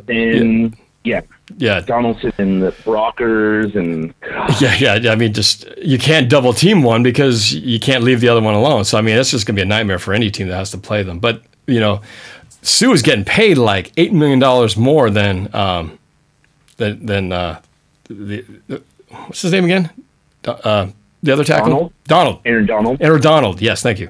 He's getting like $8 million more than him. I'm just wondering, is that going to piss him off a little bit? Thinking that going to work? Because he's probably. I didn't know that either. He's getting half, not even half of what Sue's getting, and I'm just wondering how that's going to play forward, because I think he's a better lineman than Sue is, and Sue most likely at some point he might even find himself suspended if he does something stupid. So anyway, these little things they're gonna have to, Sean McVay, one of the youngest coaches in the league, is gonna have to manage all these egos and stuff. It'll be interesting to see if they can do it. But they got a good defensive coordinator too, so and he might balance that the veteran coach with the young head coach. So I'm not gonna lie, they look pretty formidable. I see the Rams. Yeah, I see the Rams. The Rams were good, improved, but like you said, inexperienced. They went one and done. Then you have the Niners, Garoppolo. I don't know about 5 meaningless games at the end of the year. I mean, meaningless as in terms of position and if they're going to make the playoffs and stuff, but they put up points. And they put up mad. They put up points against us, that's for damn sure. In a game that was not meaningless, by the way. But that was in a game that we didn't have Bobby Wagner. Bobby Wagner was not even at 50% in that game. That made a big difference. Very true. But that was a game that exploited our offensive weakness. We have no run. We had no run game in 2017. Then when he came back, a little too early the next game and was pulling up lame, and then you had Earl and Bobby talking about injuries and playing or not, and it's just like more bickering on the defense.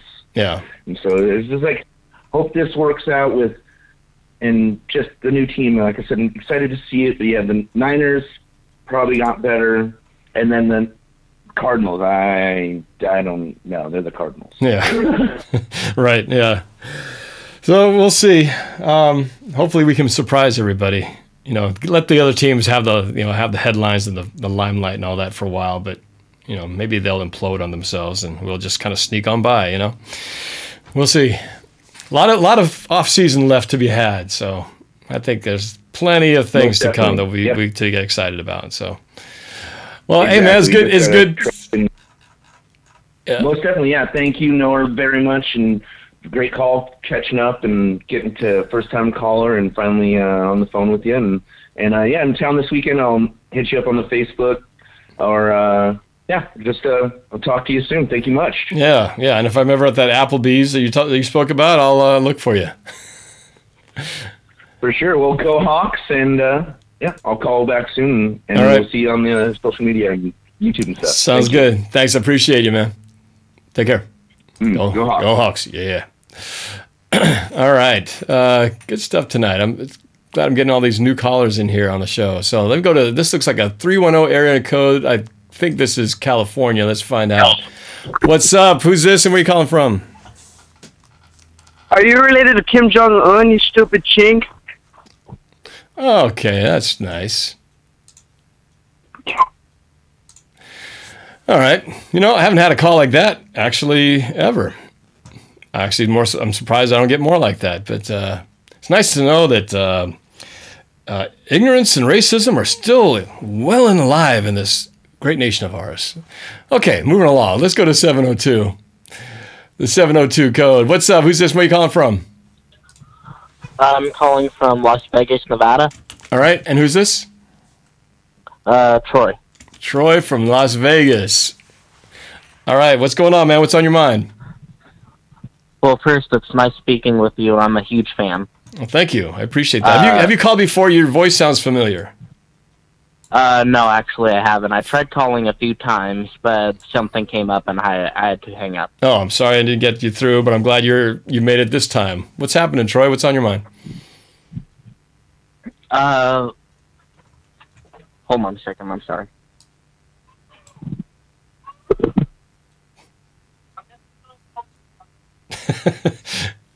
Waited 33 minutes to put me on hold. Okay, I'm sorry. Okay, all right. I was about to put you on hold. No, what's up, man? Well, first off, I wanted to talk to you about Earl Thomas. Do you think we should trade him? Do I think we should trade him? I hope we don't trade him. I understood the Richards signing. I've said between the two, if I had to choose, I would choose Earl. Not easy choice, but I would choose Earl. I'm sticking with that, and I'm choosing him because I feel like he's got a lot of play left in him. I think he's still one of the best safeties in the league, and I'd love to see him stay and finish his career as a Seahawk. So I hope they don't trade him. If they do trade him, they better get a lot of something good for him. That's all I'm saying. At least a first rounder, and something else high. But it's got to be something really, really good. So, but I hope they don't. What about you? Yeah, I've been really pulling for us trading him. I really hope we trade him to Dallas for a first and a third. First and a third? Yeah, the reason is because we could get a lot of cap value in return. Bradley McDougald didn't do all that bad. We still got a veteran in Cam Chancellor, the enforcer, and I think that we could really use that draft pick to get a cornerback.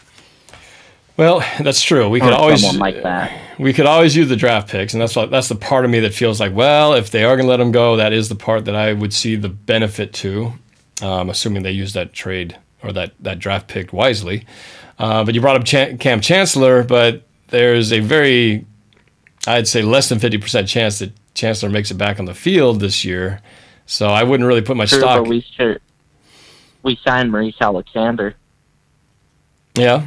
Yeah, that's true. And I'm happy about that signing. We added some depth and we added a possible replacement. So at least they're going for, if they do trade him, at least they have someone who could step in. Yes, for sure. They're definitely they have definitely been bringing up the reinforcements in those positions. So we got a couple of guys in at safety who can step in and fill in for, in case both of our safeties were to be gone. We do have guys for that, but I guess there's that part of that nostalgic part of me that would love to still see Thomas around. And I still, it'd be one thing if I felt like he wasn't very good anymore, or like he lost a step, or we was, getting burned. But I still feel like he's still one of the best. So, I think he's still worth keeping on the team. It's my own personal opinion. So, but yeah, no, it's a good perspective though. I know a lot of others feel the same way, and there's a lot of speculation. I think a lot of people lost some love for Earl Thomas after he pulled his little locker room stunt chasing the head coach of the Cowboys and saying, "Pick me up," when they kick me to the curb. Yeah. I know that didn't sit well with too many fans. Are you one of them? I was a little worried about that. I'm a huge fan. I'm a huge fan of Richard Sherman, too. I had a jersey for him, but I was actually an advocate for him being traded, too, because of how much cap room we would relinquish. And I'm huge on Shaquille Griffin and Justin Coleman. Yeah, no, those are all good. I really like both of them, and I want us to... hasn't Shaquille Griffin ever played cornerback? I think he's always been outside linebacker, I believe. I don't know. I must have been wrong. I thought we could draft a cornerback and then draft Orlando Brown, maybe the offensive tackle in the draft. No, you've been doing your homework. I haven't done a whole lot of draft research yet, so I'm getting ready for that as the draft approaches. But I'll have to definitely keep an eye out for Brown on that one. But Shaquem Griffin is hard to miss because he had a heck of a combine, and that guy's fast. And of course, the story with him being the brother of Shaquille Griffin is pretty exciting to think those two guys on the same team would, if for nothing else, be a heck of a story. But I think they'd be a pretty awesome combination to watch those guys fly around. Chemistry. Yeah, that'd be awesome, wouldn't it? Like, how many times do you ever even see brothers on the team? I remember I had to go back to the 70s with Jim and Jack Youngblood. They would push each other. Yeah. Oh, and they're good. They're both really good. And yeah, they are. I love KJ Wright, but maybe we trade KJ Wright and see if we could get a first for him. I don't know how much he's valued. But yeah. Because I saw he was burned a few times last season. He's a good cover guy, but he's just on the slower side, so we could get Shaquem Griffin and get faster. Mm-hmm. At the linebacker position. That's true. KJ Wright is definitely one of those. I wouldn't say he's he's underrated just because of the position he plays in with the Seahawks. He's not one of those guys who's going to get a lot of sacks as a linebacker, and it's just not a position to make a lot of tons of plays because of the position he plays in. So he doesn't really get a lot of buzz. So I just don't know how much we'd get for him because I still think there's a lot of hype around him, even though he's been really great for us. So no, I still feel like the linebacking core is pretty solid with KJ Wright and Bobby Wagner. But it'd be pretty cool to add Shaquem Griffin to that mix. Real quick, one last thing that I wanted to bring up. How do you feel about Antonio Gates? Do you think we should target him? Antonio Gates. How old is that guy now? He's 37, and I know he's old. Maybe we could get him on a one-year deal, but I'm not confident at all that Ed Dixon can make an impact on the catching game. Well, I don't think they brought him in for his catching game. I think he's Oh, yeah, strength but as a blocker Nick Vannett, first. I'm not that happy with Nick Vannett, though, and I think that we used him a lot last season. I think he had like 10 or 11 touchdown grabs, which that's pretty good. He thrived in the red zone, and Antonio Gates did pretty good as a receiver, even behind Hunter Henry. Yeah, that's a good question. He's old. He's definitely up there, but he has been very productive into this age. I remember when we played them down in the Chargers, down in that game where it was like 120,000 degrees down there. And Antonio Gates burned us several times.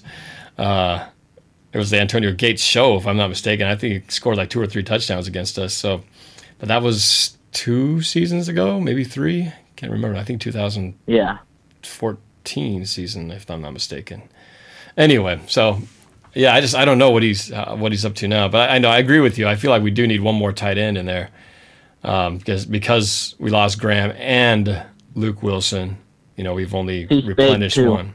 He is big, but And maybe if we get someone, regardless of any tight end, maybe him and that tight end, whoever he may be, could do what him and Russell and Graham did last season and practice some basketball-type moves to try and get some touchdowns. Yeah. Racked up. Yeah. Yeah, I don't know. That's a good question. What we can get him for cheap. It's maybe worth the look, but I'm Probably not sure. the league minimum, veteran minimum. Was he playing last year? Was he with the Chargers last year? He played last year. Hunter Henry actually got injured, and he stepped in, and Antonio Gates put up like the very same amount of yardage that Jimmy Graham put up. Oh, man, so you're similar in yardage. There's not as many touchdowns. You're quite well versed in your stats, my friend. It's pretty good. You must do a lot of research in your spare time. I do. I used to actually hate football, but I started liking it probably like 4 or 5 seasons ago, just recently, and I got into it, and that's all I live for now. I look up and research. All right. A lot. Are you a fantasy guy? Fantasy? Yeah, I am.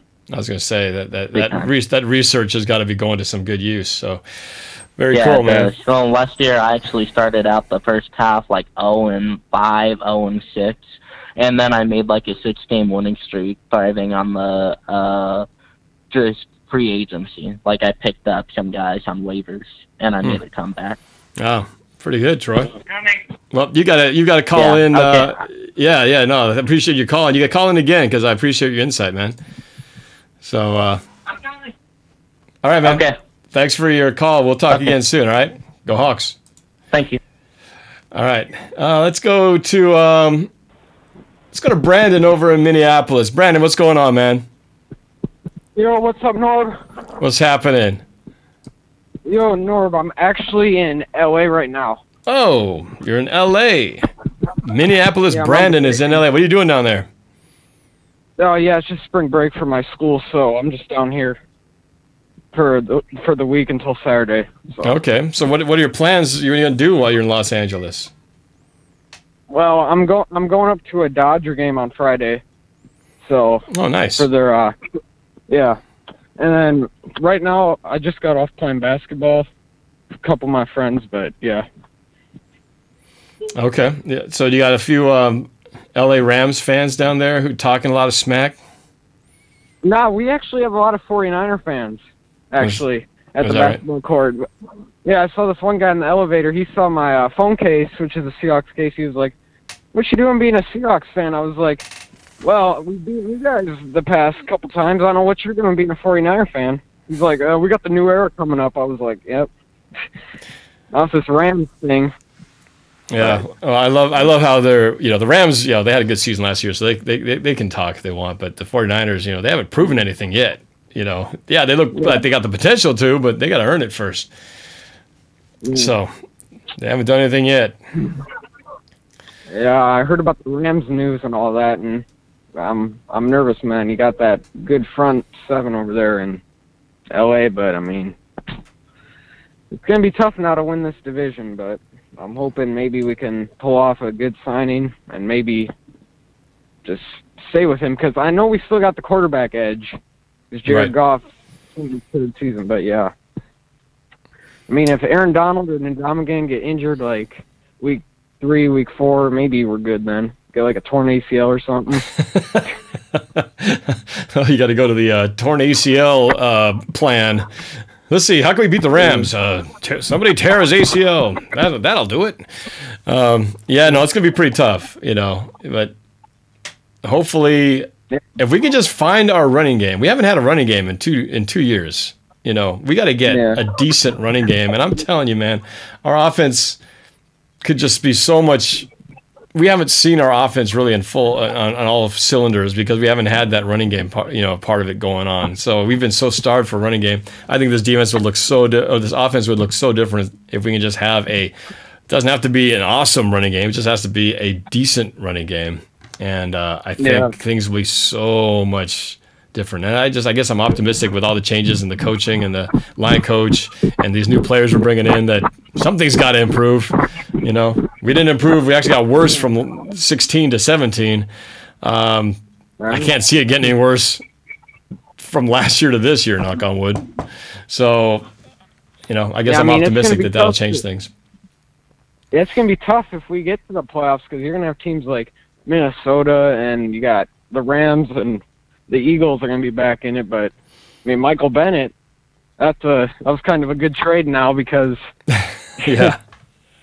Yeah, very convenient how that all worked out. Yeah. But, I mean...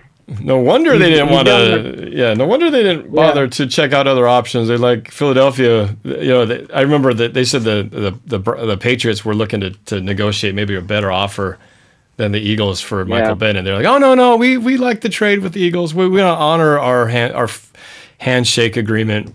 Instead, they're like, quick, get him over there before the news breaks loose. No, I'm not saying that's what happened. It's just kind of convenient timing. Yeah. But you never know what's really going on. Maybe they really didn't know. Maybe it was all shock to everybody. But yeah, I don't know. We'll see. I'm keeping my optimism high as I always do. Maybe not 14-2 high, but it's definitely still high. We won't be as bad as everybody says. Yeah, I say we go 10-6 or 11-5, maybe. I'd be okay with that. The fact that you're even worried about, well, if we go to the playoffs, we got to worry about the Vikings and the Saints and the Rams. I'm like, dude, I just want to get to the playoffs. Okay, we didn't make it last year. I consider it pretty fortunate if we can even sniff the playoffs, given everything that's happened so far. So, you know, if we have to worry about who we're playing in the playoffs, I'll just be happy to be playing in the playoffs. So, you know. Yeah, if we do get to the playoffs, I want to play the Packers. I want to play them again. Yeah, but preferably at home. But yes. Yeah, I want Jimmy Graham to come up here and we boo him out of the stadium. That's right. We'd have to face Jimmy. I have a feeling he's going to have a monster year with Aaron Rodgers if he can keep his collarbones intact. Yeah. Yeah, I mean, I don't know, it's kind of an easier division over there, but not the Vikings, but the Bears and the Lions, but they just got a good system. They got a good system. Yeah. Yeah. Well, cool, man. So what else are you gonna do while you're out there? You gonna go to Disneyland? No, I was at Legoland on Tuesday. Okay, that's cool. I think I'm going to SeaWorld tomorrow or something. Oh, down in San Diego. Yeah. Nice. Yeah. That's I'm cool. about 30 miles from San Diego. Yeah. Right. Well, I'm in Oceanside, but yeah, we flew into LA and then we drove down to Oceanside. You and how many people? Well, my dad, my mom, and my brother, and then oh, it's a family vacation. That was it, yeah. Oh, that's cool. All right. Yeah. Nice. Yeah, my grandpa was going to come down, but he didn't. He decided to back up last minute. Yeah. Well, have a great time. Have a great time on the rest of your trip in LA, man. I appreciate you taking the time out of your vacation to call on NorbCam. All right, man. Well, take it easy. Enjoy California, and we'll talk to you next week or whatever the next time is. Yeah, okay. All right. Later, man. Bye. All right, it's good stuff. Good to hear from Brandon out there. I appreciate you guys who are hanging on for a long time. I really am trying to get to a lot of these calls who I don't recognize the numbers from. I'm going to try to get to the 941 who's been patiently waiting. What's up? Who's this and where are you calling from? Hey, what's up? What's going on? Who's this? Kirill from Florida, Venice, Florida. Kirill from Florida? Yep. I called you, I don't know, maybe like 3 months ago. Okay. Before, I don't remember. Before the Super Bowl, obviously. All right. Yeah, what's on your mind, man? Yeah. I don't know, I think I called you when we got Dwayne Brown, like playoff time. Like when we were about to make the playoffs, but we didn't. Well, we got Dwayne Brown, that was like right after the Texans game. We were still like not even halfway through the season yet, I think, when we got him. We were still feeling pretty good about ourselves. Wasn't it? I think not even. Yeah, that's like. Anyway. Yeah, remember after the Texans game, like everyone was like putting Russell Wilson as MVP and the Seahawks as a Super Bowl contender. Oh, yeah, that's right. Russell was still in the MVP conversation for a while there. That's because Russell was doing everything. Yeah, it was like the Russell Wilson offense. He was like 98% of the offense and that stuff. Couldn't keep that going the whole season, though. What else? I was kind of, I don't know. I think I'm more sad of Deshaun Shedd and like Luke Wilson leaving rather than Richard Sherman, really, because Richard Sherman was more of like I think he brought too much distraction to the organization.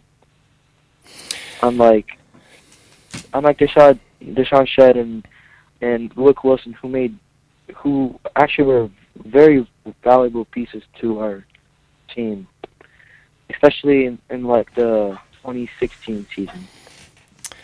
Well, I agree with you in the sense that I really thought Deshaun Shedd would be on the team.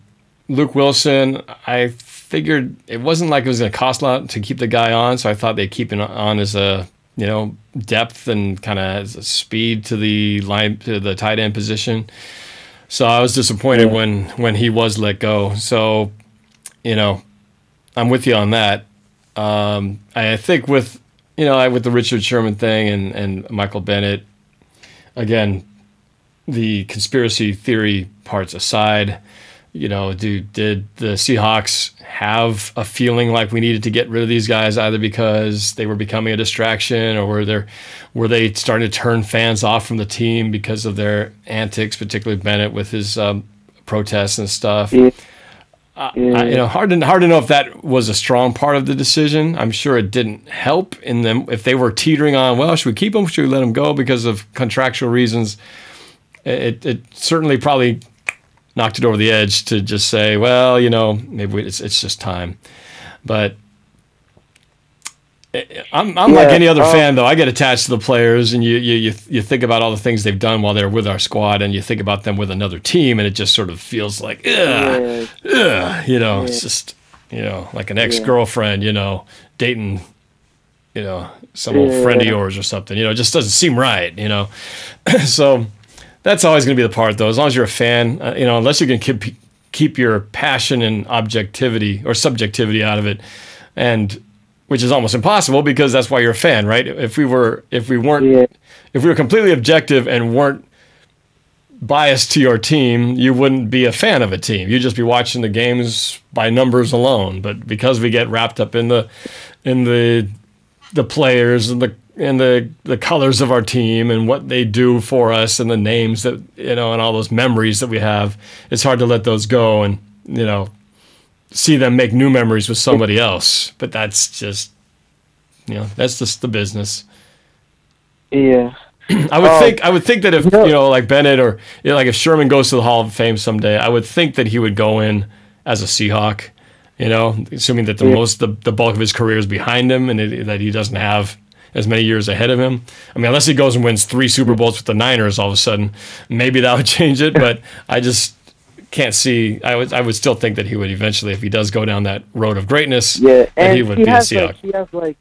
He has 2, maybe 3 more years left to play. Because, he's he was injured this year. He was injured last year, especially with the ankle. Mm-hmm. And he's getting old too, especially for a cornerback. 28. I mean, yeah. Yeah, you know, that's that magical number 30. It seems like that's when things just start to kind of turn, you know, especially in the cornerback and running back positions, any position that requires speed. You know, if you're a lineman, tight end, quarterback, you know, that's different. That's what I'm also concerned, a little concerned about, is because Russell Wilson, we're obviously, I mean, not obviously, I don't know what's going to happen, but maybe next 3 years we're probably not Super Bowl contenders because we're trying to maybe start rebuilding around Russell Wilson. So he's already, in 3 years he's going to be 31 years old, and he probably might lose his mobility. So he's going to start becoming a pocket quarterback like he was last year. Remember when he was injured?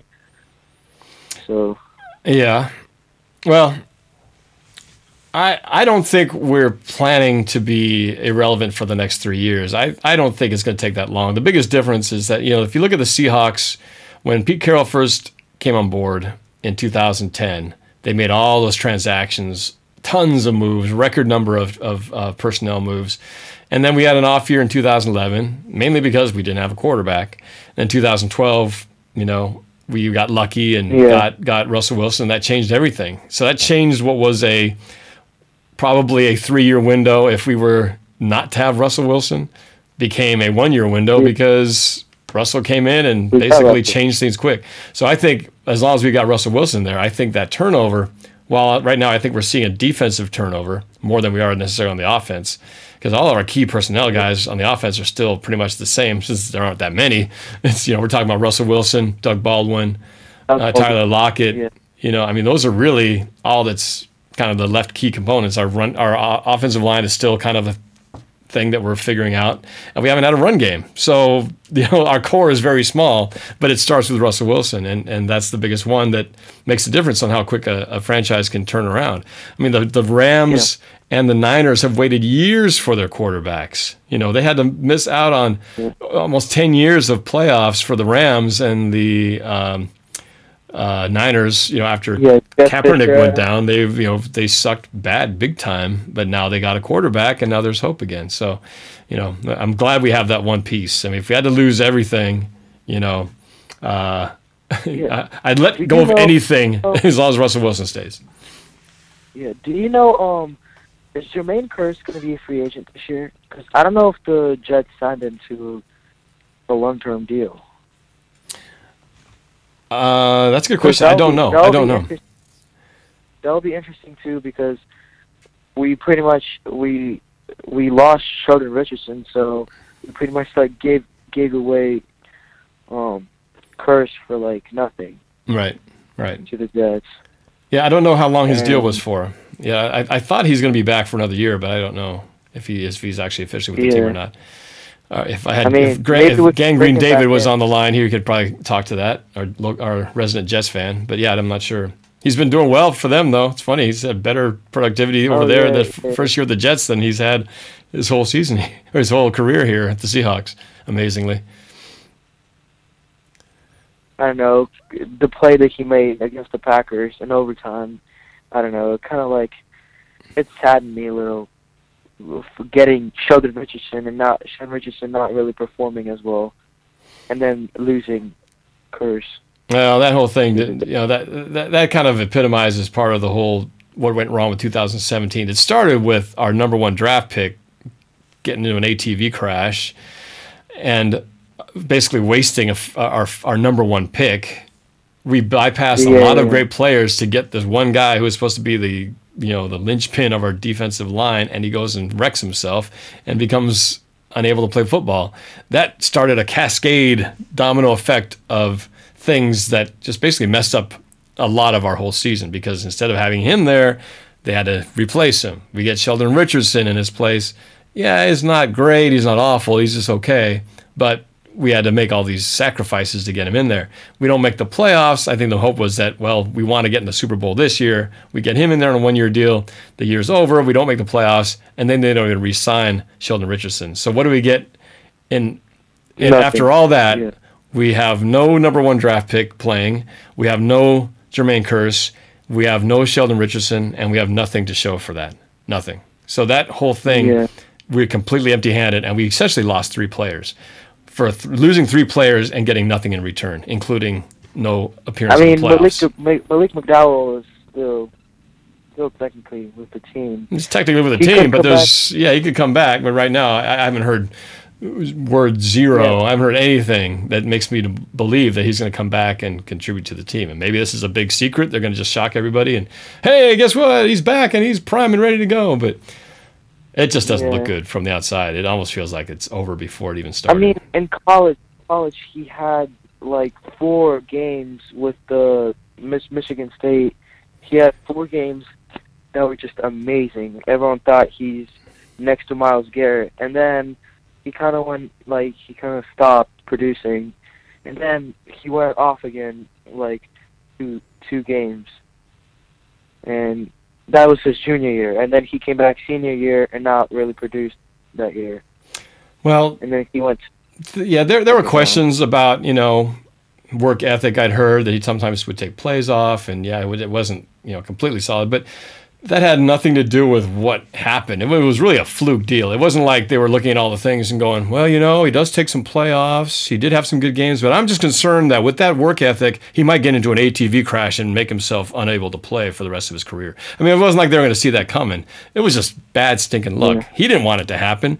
We didn't want it to happen. It wasn't like he was, caught doing drugs that he's been selling for years and he finally got caught. This was a fluke ATV accident. It's just bad luck.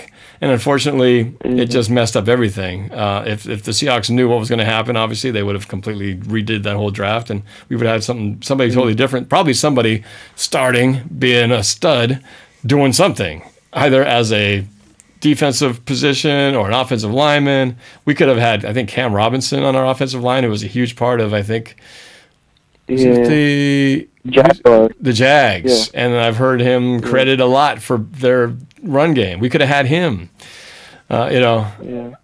So, but, ifs and buts. Do you feel we should invest in the running back position? I don't think so, because Chris Carson and Mike Davis, they were doing good with the bad O-line. I think all we should really invest is in O-line and DBs. Because our defensive line, I think is still good. We got Frank Clark, we got Nazir Jones, who was doing pretty good. We got Jaron Reed. Jaron Reed, yeah. Cliff Averill might still come back. So I mean, our D line is okay, and Malik McDowell, you never know. But Cliff, don't put a lot of weight on Cliff Averill and Malik McDowell. I mean, you cannot count on that. If they come back, it's a bonus, extra gift in your stocking. Deion Jordan, yes, right. So, but going back to it, do we draft in the running back? I still think we should pick one up because this is a good draft to do it in. But secondly, I feel like Chris Carson is great, but he got injured. Is he going to be able to come back? That's the big question. You never know. Like Thomas Rawls, when he got injured, he was never the same. Yeah, and the thing is too is that while I think Chris Carson was great for the sample size we got to see him in, it was very small, but he did great during that time. He was also, we consider him the best running back. He was the best running back that we had, and he was like the last pick of the season of the draft, that we got. So he wasn't even this highly coveted guy, and yet he did really well.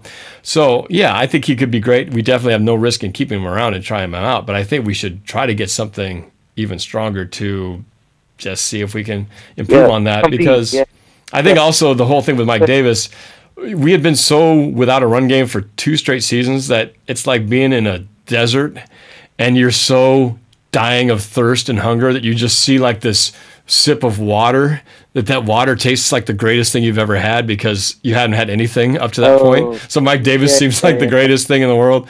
And but the reality is it might have just been another glass of water. But maybe there's some sparkling champagne out there that we might be able to pick up in the draft, So I'm not saying those guys are bad. I liked what they did during their time they've had, but they both have had some injury issues, and we couldn't keep them both on the field for consistent amount of time, which has been kind of our curse the entire 2 years with CJ Pro Size, Rawls, and it's just been like one after another that these guys just keep getting banged up. So for that very reason, I feel like we should have them and get somebody.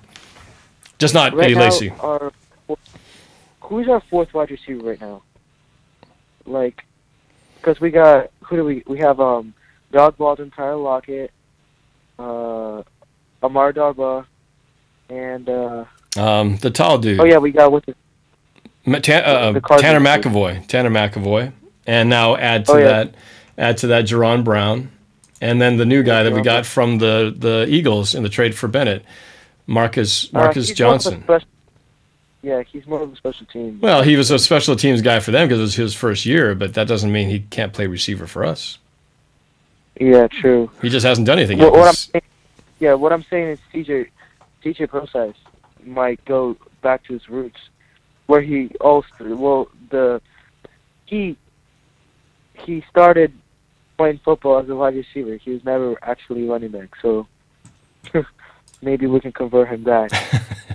Well, whatever they can do to keep that guy healthy, because he's been great in games we've played in. I think we've won every game he's ever played in. Unfortunately, it's only like 2. It's literally like on one hand you can count how many games he's actually played in, because when he wasn't injured, unfortunately. But he was great when we saw him. So, all right, man. Thanks for the call. Great stuff, and I hope you'll call back again. I appreciate your insight. Yeah, thank you. All right, take care. Go Hawks, man. All right, man. I appreciate you guys hanging on. I know we got only so much time left. I've got to talk to. I got to get Nita over there from Spokane, since I'm going to be heading over that area. Nita, what's going on? How you doing? What's up? Not much. Just getting ready to head over your side of the state. Yeah, I saw that. I wasn't actually in my house at my computer when you sent me that message. And I saw it when I got back, and I'm like, and then I had the notification that you were live, and I'm like, oh, God, I got to call. Yeah, so you're going to be half a block away from me. Yeah, apparently. That's really close. But yeah, I'm going to be spending pretty much the whole weekend at the convention center. Yeah. So I need a piece of NorbCam memorabilia that I can show off to people when you leave. All right, I'll bring some stuff. I've got a few things that that you might be interested in. In fact, I'm glad you brought up the good segue to something I meant to mention. It's not even online yet because these are brand new. My folks brought them back from the Philippines. New stock item. Check this out. What time is it? NorbCam time. Yes, I actually have a series of NorbCam watches that you guys can get. I'm going to put these on the site pretty soon here. But these are really cool. Got the NorbCam logo on there. Your live is delayed on my end. So when you're talking, when you're taping it, I mean, you're smiling right now, and as I'm watching you, you're smiling, but it's delayed. So oh yeah. No, the phone call is ahead of the it's like a tape delay thing. So, I see on your live right now is when you're digging down for the watches. I think I don't know. You haven't brought them up yet. Yes, it is behind, but there it is. Yep. Are you serious? Yep. So I might bring one of those. I got my socks and my beanies and caps, so I'll bring some of those as well, Nita, so you can check that out. So, and so can you, folks, if you go to NorbCam.com, you can check it out. Anyway, but yeah, so I'll look forward to seeing you at the convention center. You get to meet some of my family and watch my girls maybe play a little volleyball. It's gonna be a lot of fun. Do I need a ticket to get in, or I can talk to you. I can talk to you on Facebook. Oh yeah. We'll go over all those details. Yeah, it's a big thing. Just look at the website, that Pacific Northwest qualifiers. All the details are there. But yeah, no, it's gonna be great. I'm looking forward to. And what is their team? I don't think they show the team names though. I think they do it by just numbers or. Oh yeah. Well, I'll send you that information. I don't want to bore the rest of the YouTube land with all these details, but I'll message you the details on that so you can see the schedule. But this rocks. I mean, I get to meet somebody famous. It's like living in Hollywood. You're nationwide, Norb. You're famous. Nationwide is on your side. Ding. Anyway, no, it'll be fun. Famous, like, I mean, you're almost Peyton Manning famous. I wish we could get him. I love Peyton. Oh, he's funny. Can you imagine if we had Peyton Manning as a backup for Wilson? I loved Peyton Manning in Super Bowl 48. That was actually my favorite game of his. That one was really difficult. Good for us, though. Oh yeah, no, it's thank you. I appreciate that, though. It's but yeah, I'm going to be just a dad watching his daughters, do their thing on the court when I'm out there. So you get to and all the people that follow, all the fans that you have, and all the people that follow you and love you, just because the kind of guy that you are, and you're funny, and your little alter ego. I cannot remember his name to save my life. Me? Chrysostomo? Yes, you. You called? That's right. Damn show's been going on for an hour and a half. I haven't made one appearance yet. Go Niners! Oh my gosh. You have to make some merchandise for it. You have to make some merchandise. I need to get a T-shirt too. with that dude's face on it. I'll be rich. What is his name again? I cannot remember his name. My name is Chrysostomo. Chrysostomo. Can you spell it for me? Christomo. It happens to be Where did you come up with that name? It's my middle name, actually. Really? Yep, it's my middle name. That is where it came from. Saying about, all the people that love your alter ego and all the fans you have just because of the kind of guy you are and the huge Seahawks fan that you are, and that guy that called in and asked if you were related to who. Oh, yeah. I mean, if he's still out there, how pathetic is that? Considering... I don't know if you saw in the live chat, but there were people that were just, like, dumbfounded. Oh, yeah. Somebody would actually do that. Yeah, like I said, I guess racism and bigotry are alive and well in certain corners of the world. But, it's actually surprising that doesn't happen more often. Actually, people have been pretty cool for the most part, even the haters, So I'm glad it's actually not as much as I would think. Somebody in the chat said it was probably a 49ers fan.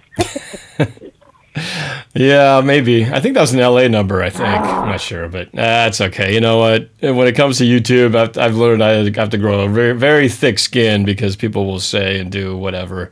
It's very easy to be, behind the keyboard anonymously calling you out. Keyboard warrior. Yeah. Although that guy, actually took the time to be on the phone for like 40 minutes to say that. So, I mean, that must have a lot of free time on his hands.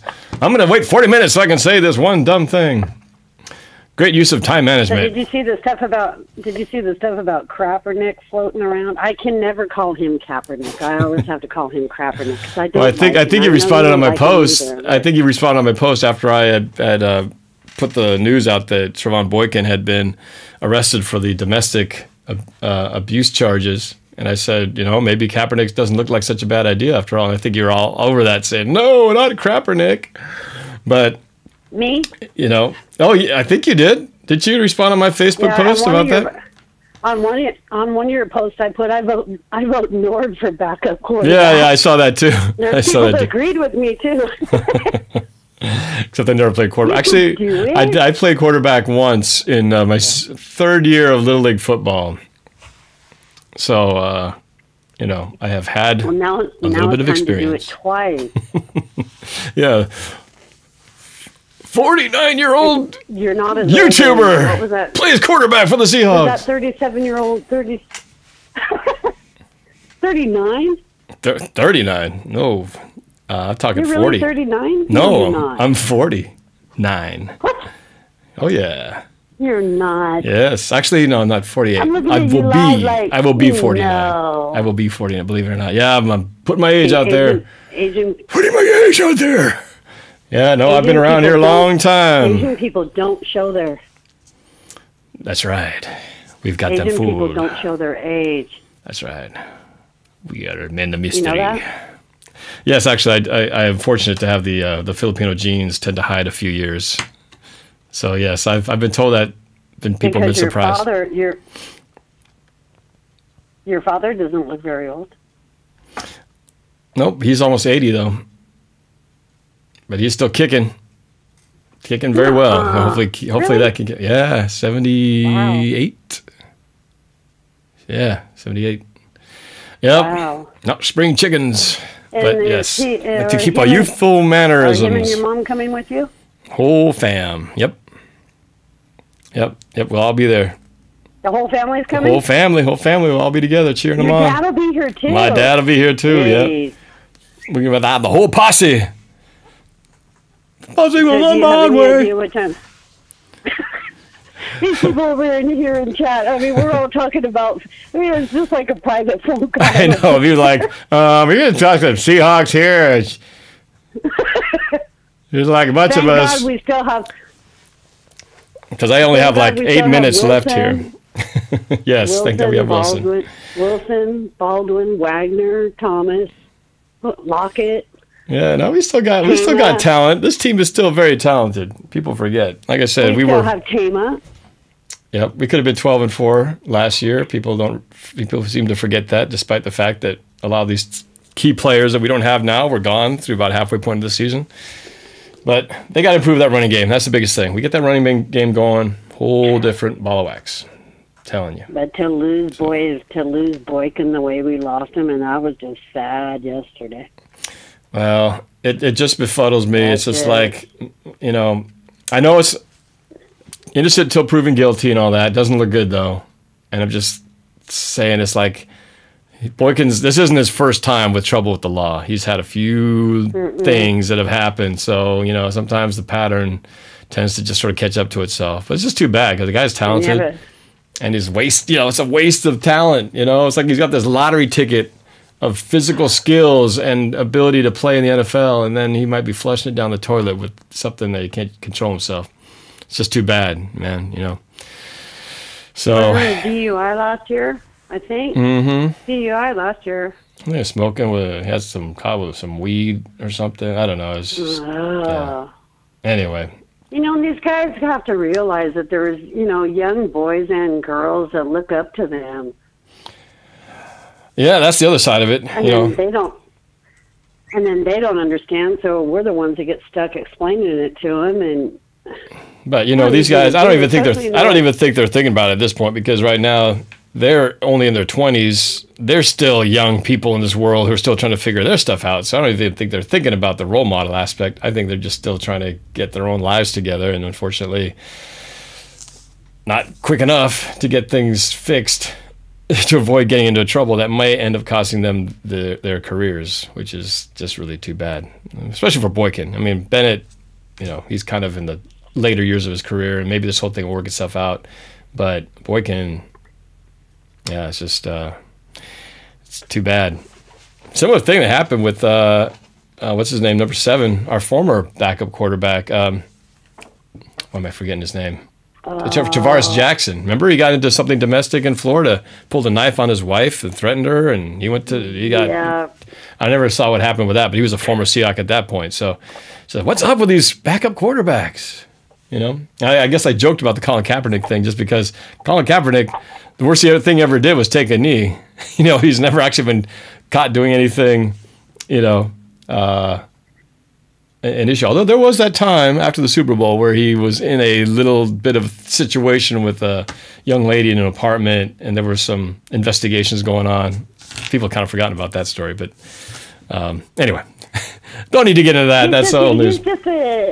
He's just a stooge. He's not Hawk material. Well, yeah, it might be I don't know tough. how else to describe him. I just don't like the guy, and it doesn't have anything to do with him taking a knee at all. I didn't like him way before he ever did that. I know. I've never liked the whiners. The Yes. whiners. But he's not with them. You know what? He's not with them anymore. Why don't we just do blitz as a backup quarterback? He's already there. Wait a minute. I thought I was supposed to be. I thought I was going to be the first. It was going to be me. Now you're giving it to Blitz. He doesn't even have hands. Well, you said Blitz has got wings. He can't even throw the football. I think I'm more qualified. At least you have to have hands as a quarterback.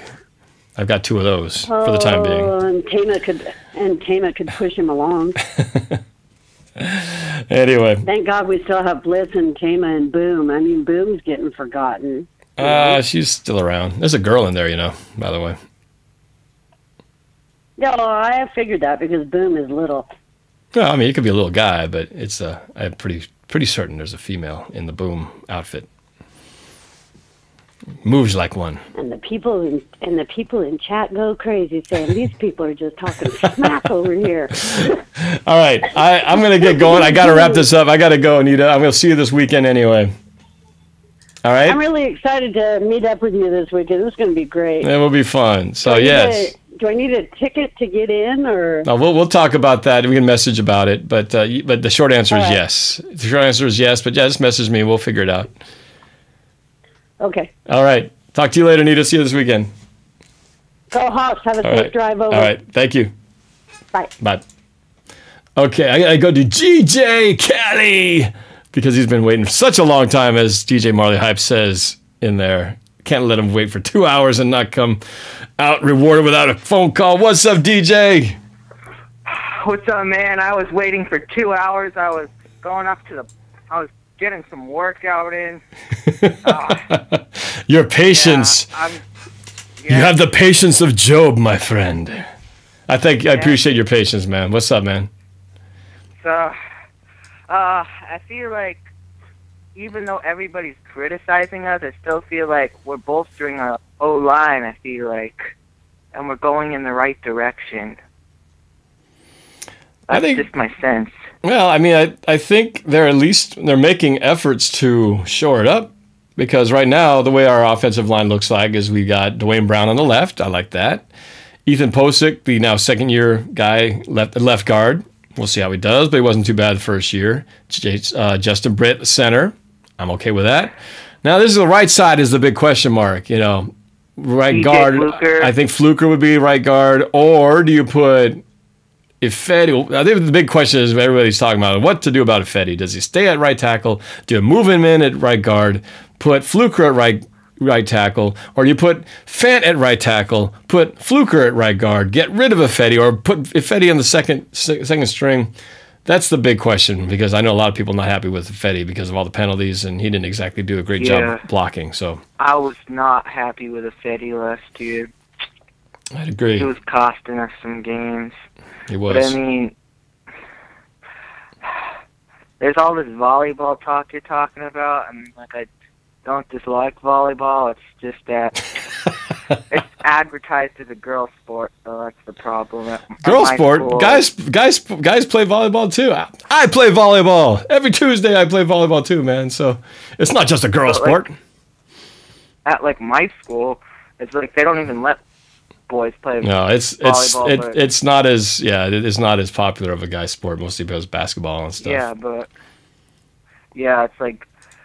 it's like they let girls play basketball in my school, but they don't let boys play volleyball, which I think is a little bit unfair and unjust. Yeah, it started to come around. I've noticed more and more clubs starting to pick it up, but yeah, it's a slow process, unfortunately. Yeah, and I've never been a gymnastics fan at all, and then like I started out of it, and then I just didn't like it at all.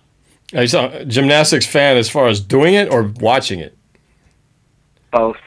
Both. It's like doing it, I'm just too big and too powerful for it. I'm too big and too powerful for this silly sport called gymnastics. It's like it stunts my growth, and I'm trying to be as tall as possible. Well, one thing about gymnasts, because my daughters play volleyball, and my youngest is a gymnast, and she's very good. But man, those gymnasts are one of the best finely toned athletes in the world, because they got to do stuff with their bodies that most people in any sport can't do from a strength and balance standpoint. So I admire the physicality of these gymnasts. It's pretty amazing. But it's like football is still my favorite sport. Next year when I go to high school, I might want to. I might try to play tackle. I'm gonna want to play tackle football, but I don't know if my parents are gonna let me. My mom mostly won't let me play tackle football. Caught up in the concussion thing. Don't want my son DJ getting a concussion. Yeah, but if you had a son, would you let him play football? Hell yeah. Because I don't have one, yeah. so it's easy for me to say, But yeah, but I would probably let him play. You know, because I love football too much, it would be hard to watch. I mean, even when they're doing these sports like gymnastics, just plenty of girls get hurt playing and doing gymnastics. And Yes, gymnastics is dangerous. I didn't want to do it. it's not like football in that sense that someone's trying to kill another person with their head, you know. But a lot of injuries happen with any sport, and you always got to weigh the risks. I'm I understand it. Pass rusher, which is kind of dangerous, but I had a dream. Also, I feel it. I had a dream the other night. I had a dream that I was playing, I think I was like playing linebacker, and Earl Thomas somehow was throwing a pass, and I picked him off. I intercepted a pass from Earl Thomas. And then I woke up and I was like, no, that was a dream. That was so awesome. But then I was trying to think, wonder what did that mean? What did that mean to intercept a pass from Earl Thomas? What's the dream gods trying to tell me with Earl Thomas's contract so up in the air?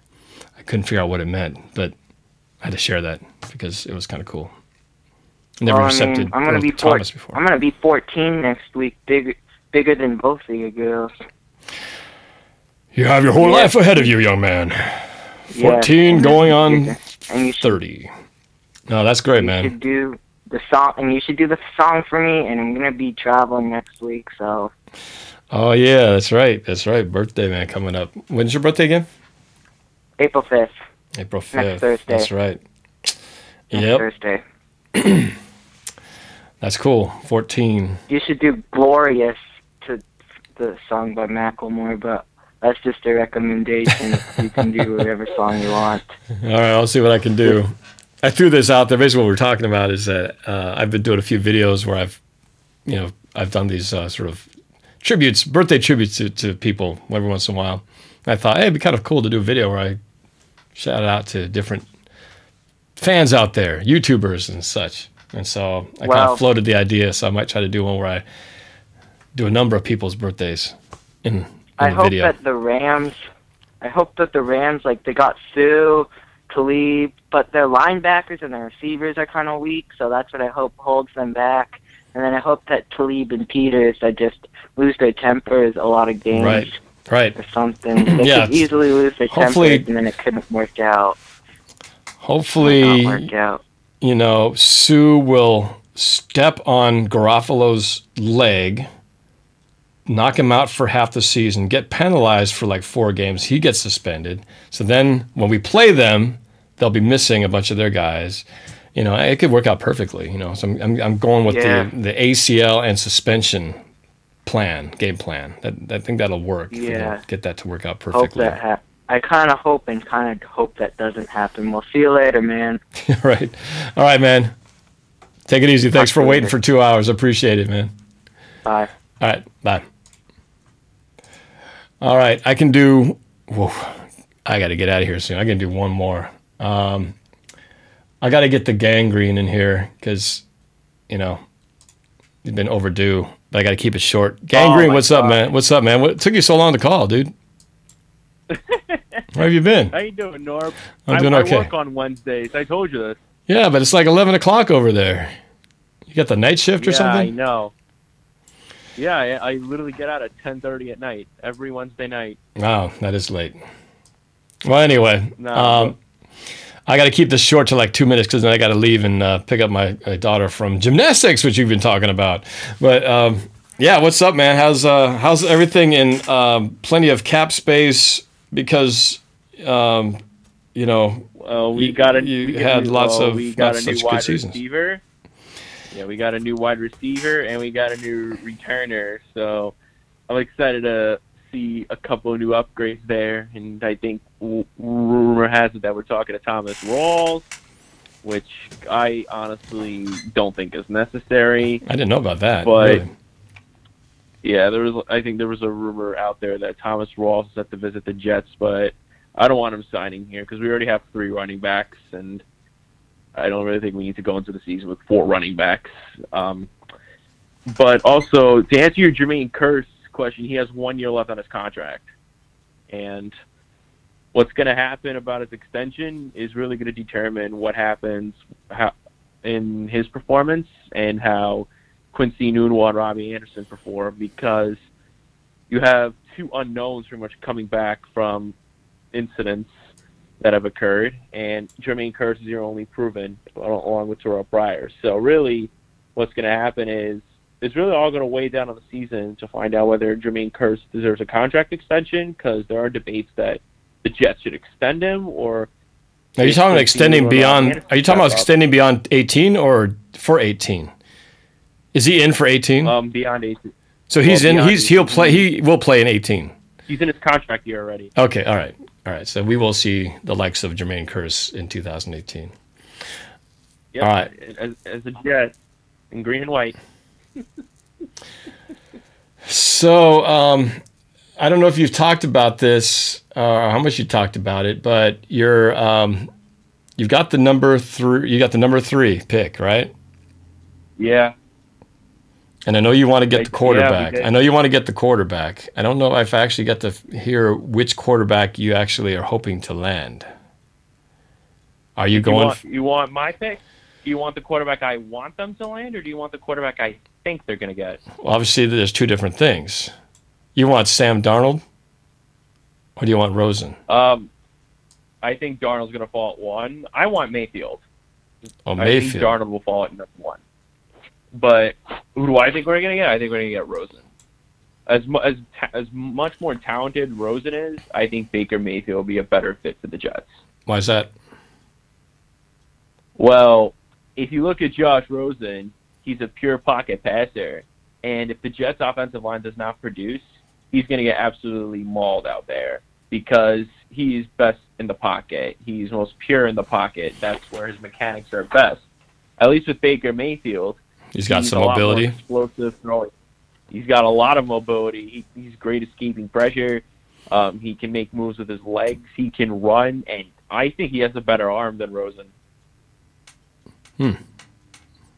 So are you more of the? I guess the popular vote is not the one that you're aligned with.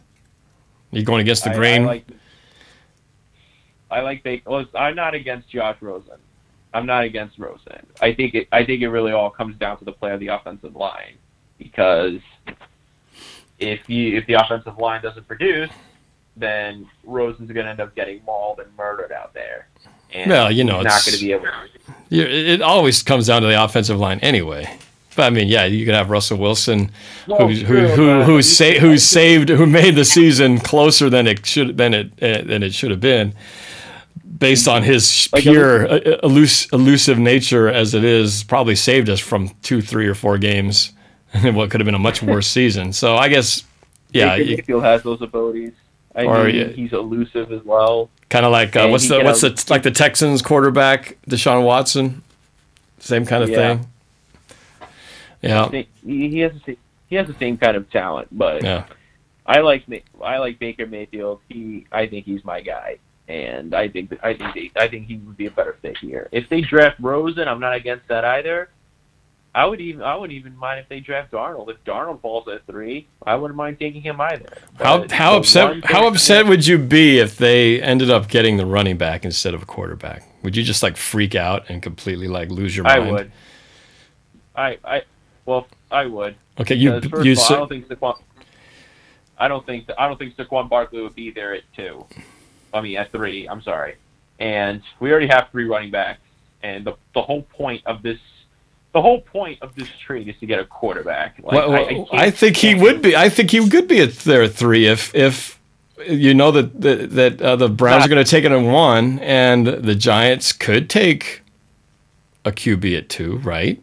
They could leave Barkley. Isn't it possible? They could, but I would not draft. As good as elite as Barkley is, I can't stand draft. I don't want to draft him because with the Jets and their quarterback needy mentality now, and I think knowing that's the reason why they traded up to 3, like the whole point of it is to get a quarterback. Like, right. I don't want a running back at all. Right. Like he's like the Giants could end up getting him, or even Cleveland might pick him up at 4. Who knows? But I'm not. If Saquon Barkley's there at 3, like with the fact that we need a quarterback badly, and the fact that we gave up this much to just get one in the draft, I can't see that happening. I just can't. Yeah. Well, you definitely, for that very reason, you need to record your reaction in that first round, because I want to see you. I want to see whatever your reaction is, whether you're screaming, jumping for joy, or tearing your eyes out and your hair out with your hair on fire, running out your back door. I want to see both. I'm actually trying to go to the draft party at MetLife Stadium. I'm trying to go to the Jets draft party, so that'd be cool. I might do something there. All right. Yeah, you got to record whether you're in your house or at the party or whatever. You got to record it. So, all right, man. I got to run, dude. I got to cut this short. I'm sorry, dude, but I got to do it. But hey, man, we'll talk soon. Thanks for calling in. Appreciate it. Yeah, no problem, man. All right. With the Hawks. Yeah. It's gonna be. It'll be interesting. But every team, it's all fun. It's great. So, all right, man. We'll be in touch. Talk to you later. All right. Take it easy, man. All right. Good luck to your girls. Appreciate that, man. And I apologize particularly to Squacker Kid. I'm sorry I didn't get you in there. I really wanted to get everybody in there, but I apologize. You had to wait a long time. Next time, all right? Just message me in there and tell me I'm the guy that you didn't answer the first time, and I'll try to get you in sooner, all right? Well, thanks for calling. I got to run. I enjoyed this. This was fun. We talked a lot of Seahawks. We talked about a lot of other stuff, too.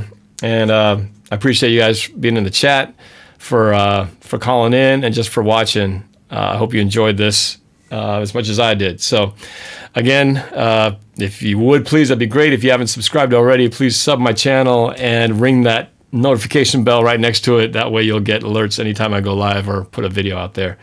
And thank you for all you guys who've been with me all this time, and for those who are new to NorbCam, hope you'll stay with me. Fun for everybody. Anyway, take care, and talk to you later. Go Hawks.